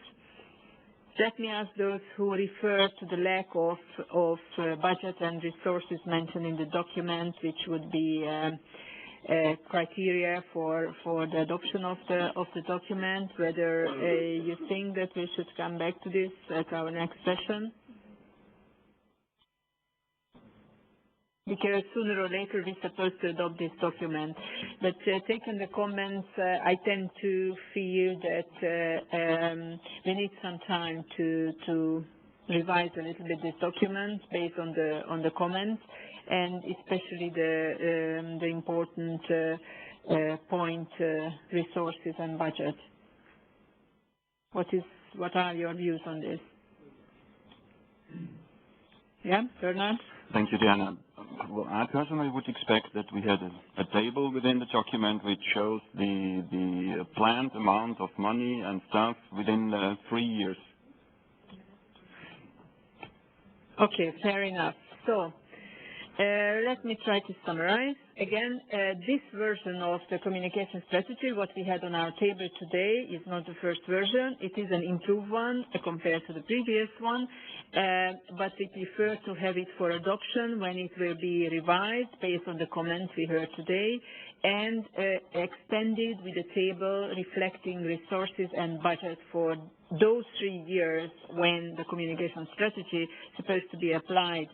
There were references to many points, and I don't want to echo all of them, but importantly was pointed out that risk managers should be very important target audiences, and the importance or possibility of having more openness in the panels, the role of all the new member state experts, summaries of opinions which need to be refined, if I may use this word, and again, which was discussed several times, the importance of the question itself, how the question is formulated, which is put on the table for the expert. So my suggestion is that we will have the communication strategy with the suggested amendments for the agenda of our next meeting to be held in December. Would it be acceptable for you? Yes, please. I would be interested in seeing the procedures for crisis communication. Thank you. So the description of crisis communication should be added as well. Thank you very much. So now I suggest to have a tea, coffee break, more or less for 15 minutes. Let's try, okay? Thank you.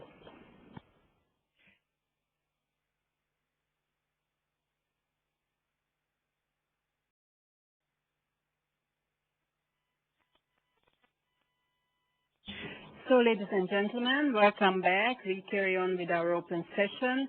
I would suggest to extend, after checking the departure time, flight schedules of the members, to extend our meeting a little bit and to try to finish 4:15 to be sure that we have a little bit of time and still having all the members because of the decisions to be made. Is it okay? Fine. Thank you. Next agenda item is report about the advisory forum meeting. We should try to make it as comprehensive as possible because I would like to draw your attention that there are agenda items on which we have to make a decision. It would be important.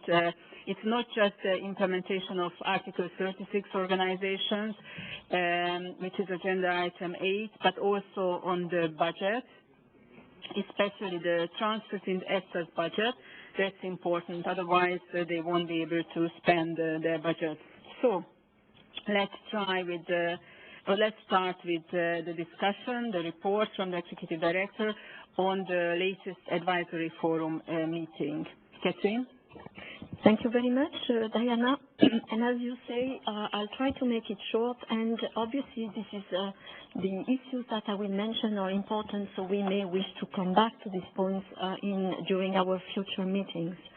I thought it was important to have maybe not just these items not just being included in my progress report, but to make a separate point because the Management Board has constantly supported EFSA in developing scientific cooperation with Member States.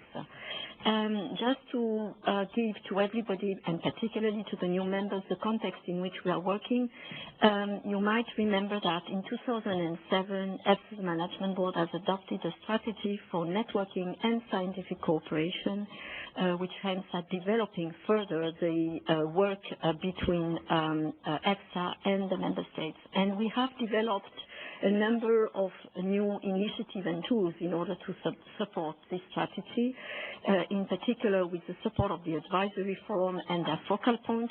We have developed a strategic discussion in the advisory forum on how we can work better all together and how we can share work, avoid duplication, and made use of financial tools like grants and procurement to support the work of national scientific organizations. In 2009, in the context of the midterm review of this strategy, which was included as a milestone in the 2007 strategy, some member states expressed the wish to go further than this and to really boost scientific capacity both at EU and national level. And based on this and the discussion that was held in the management board in 2009, we have decided that we should develop further the existing scientific capacity and expertise within the member states, establish new networks, which has been done in particular in the GMO area, in the animal health and animal welfare, plant health, and will happen soon with the scientific committee on risk assessment methodology. We have also, in the context of this reinforcement, decided that we should develop more medium-term planning of our activities so that member states are not just informed, and national scientific organizations are not just informed, I would say, at the last minute, that we are going to outsource a part of the preparatory work of EFSA scientific panels in particular, and that we would like to give them longer-term visibility, 3 to 5 years, on the work we have on our plate, what we intend to outsource through grant or procurement system, so that they can decide in which area they will indeed maintain or develop their own capacity, becoming possibly also kind of center of excellence in particular areas, and then be able to better support us. So we shared, thanks to the support of DG Sanko, who has helped us to identify on a 5-year perspective what could be on the plate of EFSA in the next 5 years. We have presented to the advisory forum a report prepared by our colleagues in SCA and risk assessment, a report where we describe the ongoing activities, the future work that we have, and identify in a simple table what tools we intend to use in order to deliver this work. And when I'm talking about tools, this can be joint working groups, joint activities, use of grant and procurement, as I said, how we are going to use the networks and so on. So this is a very broad overview of the kind of activities we should develop in close cooperation with member states. This document was presented in the advisory forum. So just to make clear that this document has been made, will be made available on our website very soon. We are including some comments from the advisory forum, but this document was presented and widely supported by the members of the advisory forum on the 22nd of September. On that occasion, the Commissioner Dalli made a statement and also discussed with us a full afternoon about scientific cooperation and how we can further develop this with national authorities. And just to highlight, the speech of Mr. Dalli is available on our website, but I'd just like to refresh your memory and to say that Commissioner Dalli insisted very much on the need to raise awareness of the need to maintain and develop a critical mass of expertise at national level in order to ensure the sustainability of the entire EU system of risk assessment. Without national risk assessment capacity, EFSA is not able to continue to work and develop its activities. And he mentioned, he highlighted the fact that EFSA relies on the scientific contribution of the member states. In summary, you recognize also that EFSA is confronted with a heavy workload, which it cannot properly address without finding new ways of working and cooperating with national bodies. And he acknowledged the fact that the medium-term planning that we are proposing and that has been agreed with members of the advisory forum should encompass more substantial involvement of the member states, and that this is the only way we can increase the scientific capacity in Europe. So these were very strong words and statements and an encouragement to continue to foster our cooperation with member states. As you know, our workload has continued to increase, in particular in the area of application. Maybe here I need to be very clear, we are not delivering authorization. We are assessing the dossiers that are then, and our scientific advice, risk assessment, is then being used by the risk managers in order to deliver possibly authorization. So when I talk about application, you should understand assessing the content of the dossier, the risk, and not delivering the authorization. This massive workload we have in relation with application in the area of GMO, food additives, feed additives, claims, food contact materials, flavorings, pesticides, is mostly unpredictable, although in some areas it's better predictable than in others. It's also very variable. We have peaks of work some years, and we are confronted also to complex regulatory workflows. Here I'm not complaining, I'm just describing the situation that we are facing, and it's clear that the resources that EFSA has been allocating to this kind of activity has significantly been increased. 2 years ago, we were dedicating about 20% of our resources to processing application. This year, we expect this figure to be at the level of 40%, so it has doubled in 2 years. And we don't see any, we think that the trend should be rather constant. Maybe also here to say that, although, as you know, I like figures, it's not just about a quantitative evolution, it has been also a qualitative evolution of our work. EFSA is not only assessing in relation with this application the impact on health, which is of course still the primary focus of our work. We are also more and more requested by legislation, by the risk managers, to assess environmental impact of the new product or technology and to develop new risk assessment methodology. That has been in particular the case for, as it was mentioned by Vittorio Silano, with nanotechnology. And last but not least, we assess efficacy and benefit in some areas. Feed additives, pesticides next year, and definitely with claims where we assess the benefit for health. So to say that the mandate or the role of EFSA has evolved based, of course, on the request from the risk manager, the vertical legislation has changed. And we are, in addition to what we could call the raison d'être of EFSA, which was mainly related to contaminants, both biological and chemical contaminants, as well as zoonosis, which were the primary reason why EFSA was created.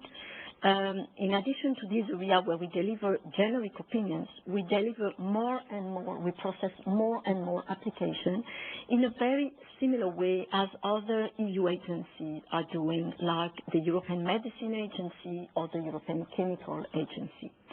So we consider also, and I think it was mentioned by Paola earlier on today, we have also an important role to play in order to ensure that innovation in the food chain is sustainable, that is to say that it is safe, it's environmentally friendly and backed by science. So we believe that we can provide assistance, and we aim at providing assistance to the European Commission in order to deliver the political agenda they have in relation with the so-called EU 2020.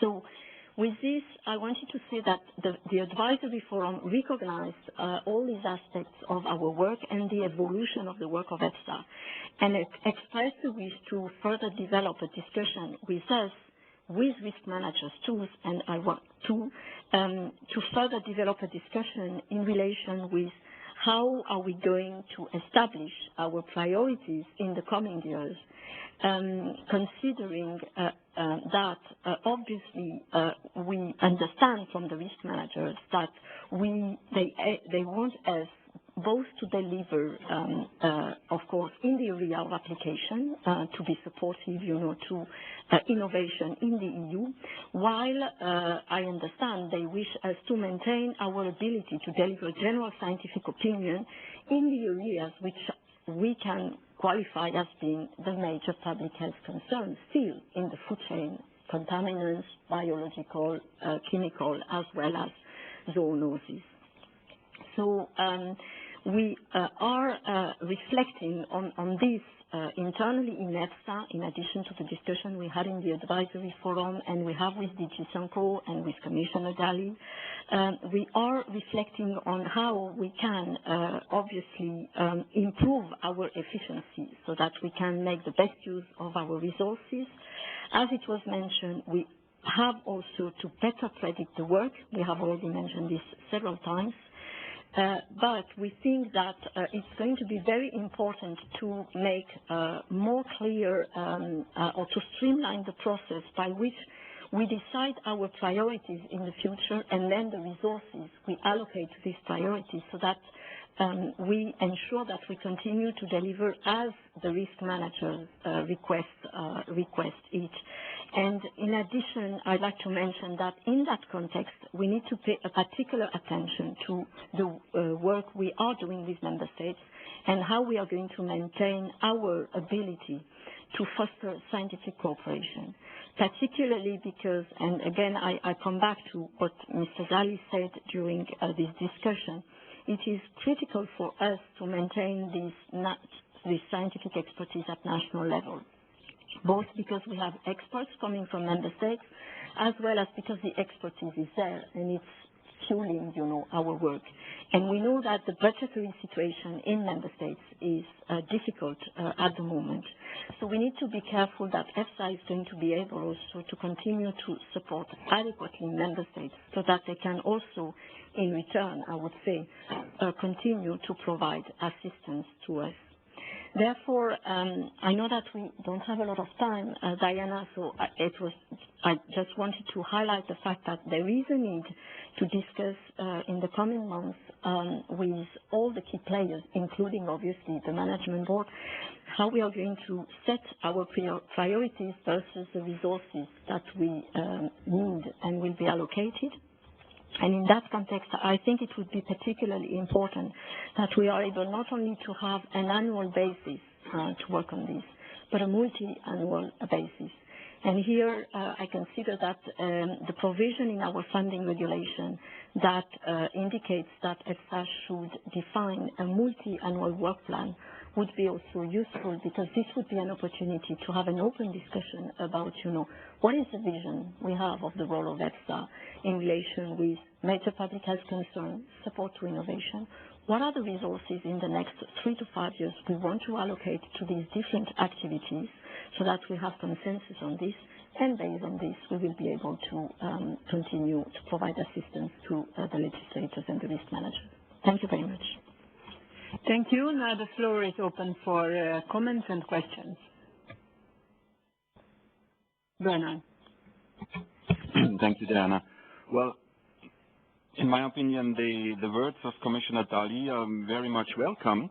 Now speaking more as a representative of the National Food Safety Agency, to develop the scientific resources in the member states, or even to enlarge these scientific resources. But, dear Commission, well, I think the member states at the moment bear quite a big burden in covering the infrastructure costs, in covering the training and the education of all these scientists. And I would ask the Commission to come forward with a bit more progressive approach concerning the fees of EFSA, because this could be a win-win situation when EFSA is gaining fees from the applicants and could use these fees to sustainably fund the member states for contributing to the work of EFSA. Because if we don't get this sustainable funding, it will be difficult for the member states on the long run to be able to support EFSA in the proper way. And maybe we come to that point later on concerning fees, but in my opinion, I'm a bit disappointed about the speed we have in this issue, because we discussed it since years, and now we have again a document where it is laid down that we have to consider and we have to check and we have to do an impact assessment. And I would like to ask the Commission to move forward then that we come to a point where real money is gained from the applicants. Thank you. Thank you, Bernard. Paola? Thank you very much. So I would like, to explain, what my commissioner said, because in fact it was discussed within, and it is clearly written in his speech. He said we need to cooperate with the member state. There is in Europe at present duplication of effort. There is duplication of activities, and when the European institution, because it is not the Commission, it is the European, it is the Council and the Parliament created EFSA, it was not, to make it a 20, at the time was a 26 or a 28 agency, which would do again the work which is done in the 27. But it was to create a network which could facilitate, the use of existing resources. So, and my commissioner said, we consider that in many areas EFSA is not done enough this work of putting together the resources. So it's not a fact of, EFSA distributing the work. It is EFSA to see, instead of doing 27 times the same things, let's do it together. Instead of having EFSA which does, an evaluation, and EMA which does another evaluation, and ECDC which does another evaluation, let's oblige our agencies to work together. So this is the point. The resources are there. My commission does not have, does not have additional resources to give to EFSA. So. And I would like that you read again his speech, because this is what his message, and it is an invitation to EFSA to explore better the effect of working with the member state and use the network of the advisory agency, in a more efficient way. With regard to the fees, as you know, we are working on the issue of fees. Now, the discussion is started at the level of Parliament and Council, and we wait to see whether Parliament and Council, tell us that they are in favor of fees. So the Commission, will propose fees if the two institutions which have set up EFSA, will give a signal that they consider fees is the right solution. Thank you.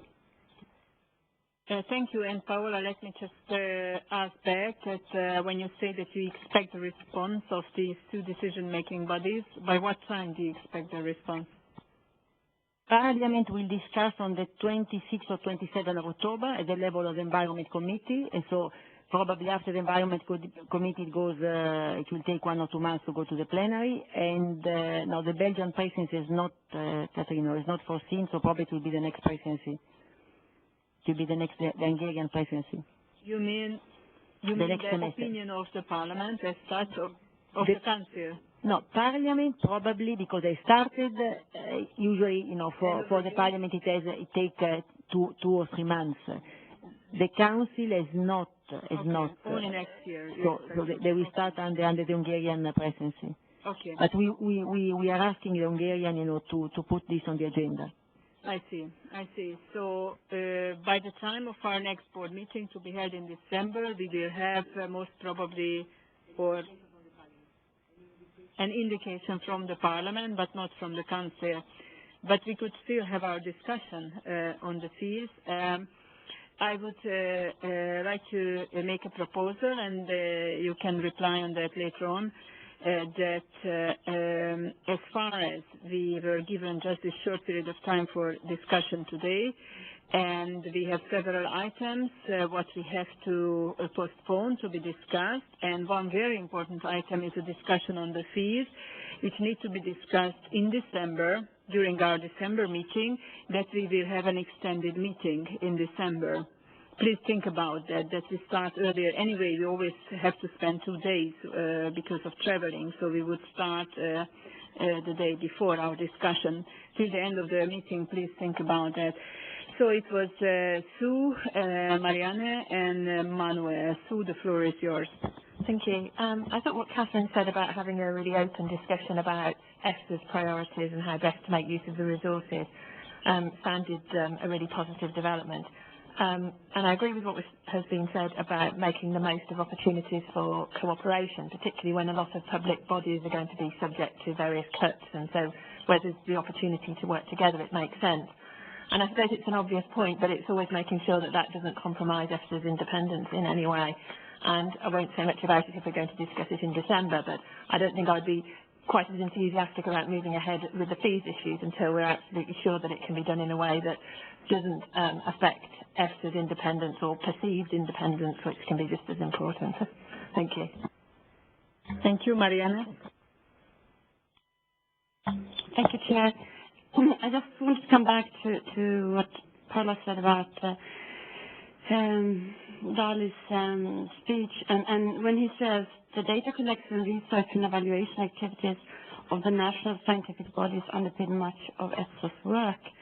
And with the present situation with the national scientific bodies also having budget constraints, suddenly that work might be not prioritized, and to help EFSA on a freelance basis with no funds or money allocated for it can be very difficult. So I think for the long-term planning, you really have to look into a system that is sustainable to get the countries to have those, because I know some of the grants and procurements that come out, some of the scientists said, it's all about data collection, and we should do this for money that doesn't really cover the cost of it. And we're not the ones that are into the scientific work with this data, and we're not in the scientific output, because that's the panel's work, and maybe not in the publications. So then it's not that attractive anymore for some of those grants and applications to get anybody to go for it. So I mean, we have to be really careful here. You can't just say that a cooperation with the member states, and the member states will be, and I don't think that there's that much double work done. And I think like the baseline studies is an excellent way of cooperation, because it's a gain-gain situation, a win-win situation. But the one that one is providing for what somebody else is using, it's not a win-win in the longer term. So I think we have to be really cautious about taking member states for granted, handing in data. Okay, then it was Manuel, then Paola, then Miri. Thank you, Madam Chairman. I have already referred to it in a previous point, but I'd like to stress as a former focal point the work that EFSA has been able to carry out with my former colleagues and is carrying now. They could extract, I'd say, quite a lot of cooperation from us. They found, we have found the way of asking in our own countries for quite a lot of knowledge that was probably sleeping. And we could come forward and send this to EFSA. And I have to congratulate the EFSA colleagues and the executive director for that. There is too much to be done. But I feel that with fees or without fees, national authorities will need always some more money. If it comes from EFSA fees or if it comes from the sky, I don't know, but we need it. Thank you, Madam Chairman. Thank you, Manuel. Paola, it's your turn. very quickly, on the fees, because you suggested to discuss the next time, I think that it is better to see what is the position of the European Parliament, because the European Parliament is a focal, it's a budgetary authority, it's the main part of the budgetary authority, and it is clear that if the budgetary authority decide that they are favor the fees, but favor the fees mean to reduce the institutional budget of EFSA, I think that at the end, the envelope of EFSA will not increase. So for this reason, before rediscussing between us, let's see what is the position, of the European Parliament, which is the one which usually defend the budget, like in this budgetary procedure, the Parliament has defended the budget and reinstated the budget which we proposed after a cut from the Council. So maybe to have at the following meeting, because if the budgetary authority says I do not favor fees, and we insist, they say, okay, great, you want fees, we reduce the institutional. And then the second point, I understand, Marianne, you are right, but it is for this reason that I think that this question of how much in the budget of EFSA do we use for the grants, for the Article 36, will need to be looked attentively when we discuss the budget. Because I think that, if we decide that we need to have more money to distribute to the member states, let's do it, and let's redistribute the budget. There are maybe other activities of EFSA which are less fundamental. So, and this is the speech which I'm always using, refocus on the activity, and maybe grants for the member states are a fundamental activity where we need more resources. But we need to have this speech when we speak of the budget in December. Thank you, Yuri. Thank you, Madam Chair. I would like to react on the intervention done by Marianne, because this is the topic which was very interesting also for me. It is dealing with the problem of data collection and usage of data in future. I recognize that some experts afraid of future situation because they are still more and more pushed to produce the data which are collected on the European level, and then the data are analyzed and interpreted by the staff of EFSA and selected experts in some institutes, mainly in some countries. So it really changed the situation for future. So what can be a solution of this situation to protect cooperation and trust to the future? I would like to suggest to develop better the policy of EFSA, how to deal with the collected data. We expect the EU many projects, we expect the collection of data from chemical laboratories and so on. Define if the staff of EFSA can be involved in publishing of results in scientific papers, because that can be a motivation on one side for staff in EFSA to have scientific publications. On the other side, people who are involved in data production and collecting of data are out of the business. I would say that we should also clarify better position of external experts who are involved in data analysis and interpretation. I guess that when we will have a little bit better defined policy on this field, we can expect also a higher interest from the side of member states to provide data to EFSA. I have a personal experience that sometimes discussion is why to send data to EFSA, because some other countries use it for interpretation, and that can be used or misused. So we should increase the trust for the future work with data. Thank you. Thank you very much. And the last word is for Jan, because then we need to proceed to the next agenda item where a decision needs to be made. Jan? I'll do very briefly. Thank you, Diana. Thank you for an excellent document that it was a very pleasure to read, especially for a new board member. Two small comments. Fees will never be a source for increased revenue for EFSA. I think it will just replace some other funding.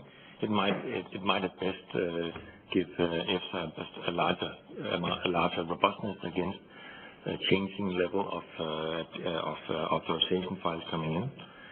Second, I don't think that increasing the grants for member states will help to really solve the budgetary challenges that faces all the risk assessment bodies across Europe. There will be lots of budgetary problems that they need to face, and they could use all EFSA's money many times before that we could make any difference there. But what is important to say now that the budgetary constraints that will be common all over Europe for the risk assessment bodies really prompts EFSA to take a lead in ensuring a better cooperation, a better exchange of data, and really make use of the money in the best possible way in the next 3, 4, 5 years. Now is an opportunity really to get some headway in this area. Thank you. Thank you very much, Jan. So there were again several topics raised from data collection to other issues being very important, but the most frequently mentioned topic was fees, the item of fees. As we understood from the Commission representative, we will have the view of the European Parliament and that of the Council not very soon. We may expect and we hope to have the view of the budgetary authority, the European Parliament, before our next meeting to be held in December, to be able to have a discussion based on that opinion. And there will be a need to start the discussion as early as possible because there are many, many items. And as one of our members pointed out, a more progressive approach would be expected because the discussion up to now is as it was said, disappointed. So we would like to make a progress on that in case the budgetary authority would agree to introduce fees in general. Our next agenda item, which needs decision on behalf of the board, is the amended budget, and I will ask Olivier to introduce the document which is available in a written form. After, you will be invited to give your questions and comments, and then we're supposed to have the amended budget adopted.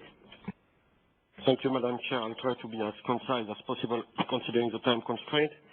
The budget which is, the amended budget which is proposed for your approval is basically in respect of the provision of the financial regulation, whose principle of unicity and transparency require that if there is significant changes during the year in the revenue or expenditure side of the budget of EFSA, the board is approached to give its clearance for and subsequently those changes will be published in the official journal.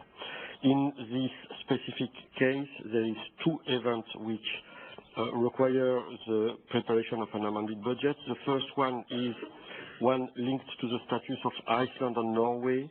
Iceland and Norway, which are part of the European Economic Area, now have fulfilled all the conditions to participate in full right in the activity of EFSA and a certain number of other bodies of policy of the European Union, and that the conditions for one of the conditions for these participations implies contributions equal to 2.49% to EFSA budget.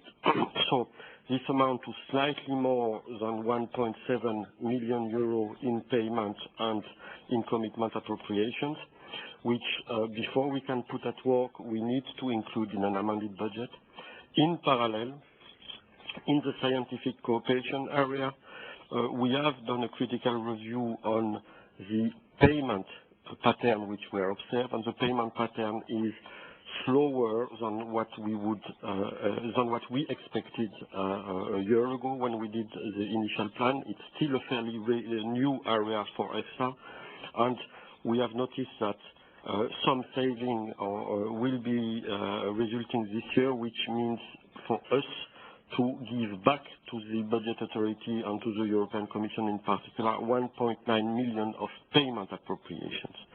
and that's the cumulative effect of these additions of commitment and payment appropriation and these reductions of payment appropriation on the other hand, which is proposed for your approval under the form of this amended budget. Thank you.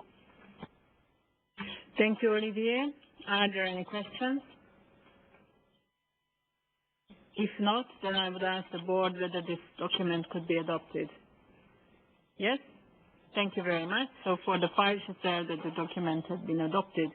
The next agenda item is the implementation of the so-called Article 36 list of organizations on cooperation.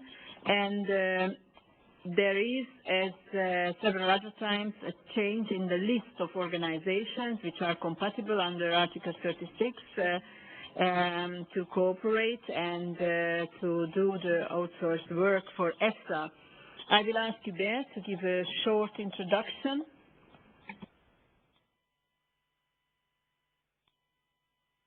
Chair, as far as the list, and I don't know if there's going to be a slide coming up on this, but the amended list is one which adds a number of institutions which satisfy the criteria that have been set up by the management board, and so the request for decision by the management board is to adopt that that the list be amended such that the 5 countries which have provided these additional institutions can communicate to them that the management board has decided that also those institutions will now be able to participate in those grants. So for us, they satisfy all the procedural requirements and also the content requirements. So that's the first item for decision. If you want, I can continue with the other item, Chair, as you wish. Okay. Yes, please. So the Article 36 is always linked to grants, and that's through Commission Regulation 2230, which dates back already to 2004. And that foresees that for the grant, there is an annual adoption of the program. Again, I want to emphasize that Article 36 activities are linked to grants through that Commission decision. And that's maybe something to reflect on medium term. In any case, for this year, just like last year for the first time, we are proposing the activities for grants that would take place in 2011 already to your judgment now, so that we can launch grants as soon as possible. And of course, that needs to still be finalized pending the adoption of the budget in 2011 in December. Just to, in the next couple of slides, to give you an overview, you can see that there is a increase overall still, although rather modest in the proposals. But I want to highlight that now the trend is clearly there for grants to take a smaller proportion of the total cooperation budget. That is a clear trend, and we can comment on why that evolution is taking place. With regard to the total areas by activity, we see that obviously the 2 risk assessment areas take the bigger role. The data collection is an important part.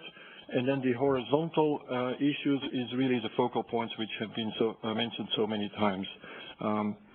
With then the combination of those 4 areas, one sees that for authorization dossiers, clearly the procurements are the overwhelming part. Has to do with, again, the fact that Article 36 is linked to grants, which means that there is no ownership of EFSA of the result. There is co-funding, etc. Preparatory work, however, for other types of risk assessment is mostly through grants. That's very often on a cooperative basis, and data collection is a mix. So these, for specifically the grants, then, is the amount that is proposed, and we would appreciate your endorsement of this proposal at this moment, so that at least we can already proceed.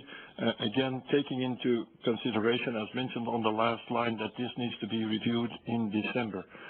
I would say that one other element for consideration in a later discussion then is that in the medium-term strategy, we're able to implement this medium-term strategy through framework contracts for 3 to 5 years under procurement, whereas the grant system does not allow that. Thank you for your attention. Thank you very much, Hubert. I would suggest that we give an opportunity, especially for the new members at a later occasion, to have a thorough discussion on the difference between grants and procurement, if it is needed. Let me refer to a recent event, the Focal Point meeting, Focal Points of National Authorities, which was held in Budapest, organized by the Hungarian Food Safety Office. And it was preceded by a workshop where experts of EFSA, amongst others, gave presentations on this specific issue. And I realized how important that explanation was also for the national offices, universities, and organizations which are or could be later on the Article 36 list, to understand the difference. But as far as we don't have time now to go into details in that, but the floor is still open for questions and comments as far as this is an important item as well, and we need to make a decision and adoption. Others, Sue? Yeah, it's just a comment on the second paper, where under 5 you've got selection and award criteria, and it's got financial capacity and technical capacity. I wondered if it was also worth reiterating that there shouldn't be any conflict of interest as well.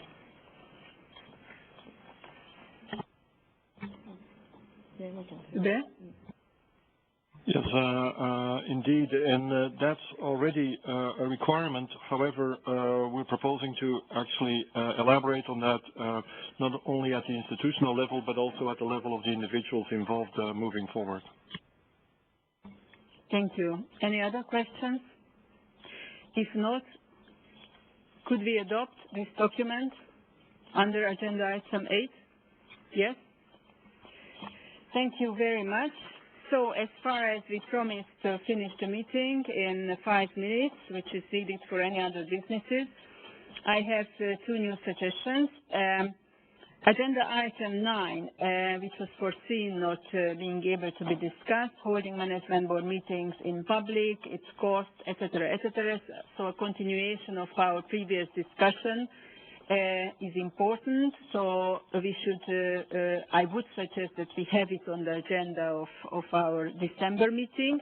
And the next 2 agenda items, number 10 and 11, budget execution and year-end forecast and transfers in the EFSA budget.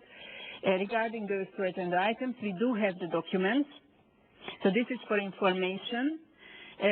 You had a chance to study them, but in case you will have questions, we can come back to that at our December meeting. And I would also suggest that anyway, we promised to collect further questions of the board members, that if you have questions or comments regarding those 2 documents, then please send it in a written form. Otherwise, we rely on the written documents as source of information. Would you agree with the postponement of agenda item 9 and what I said regarding 10 and 11? Okay, thank you very much. So as far as the live broadcast will end in a few minutes, 15:15, I need to announce the renewal of the audit committee. And yeah, thank you. I would like to remind ourselves that we had, as members of the audit committee, member of the board, Bernard Uhl, and also the commission representative, not in person as Paola Testori-Cogi, but the commission representative, which means that she might be replaced by one of her colleagues. And as far as we had 2 outgoing members and 1 member, Pier Giuseppe, resigning from the audit committee, we had to elect 3 new members, whom are the followed: Jiri Ruprich, Jan Musing, Piet Wathemse. Sorry, I still need to practice the pronunciation. So these are the new elected members of the audit committee. That was one of the most important things. Just to remind ourselves that we will have our next meeting held in December. We haven't decided where. I would propose Parma as the seat of EFSA. And if you had a chance to think about my proposal to have a little bit of a longer meeting as usual because of the several agenda items which remain for discussion, and we didn't have a chance for 4 months now to discuss these items, so we would have an extended session, and that would also allow us maybe to meet members of the staff in EFSA, so we could go to Parma. Is there an agreement on that? It's in December. The exact date is 15th, 16th, Giselle, as far as I remember. Is it? Yeah, so it's 15th, 16th December. Yes, Stella?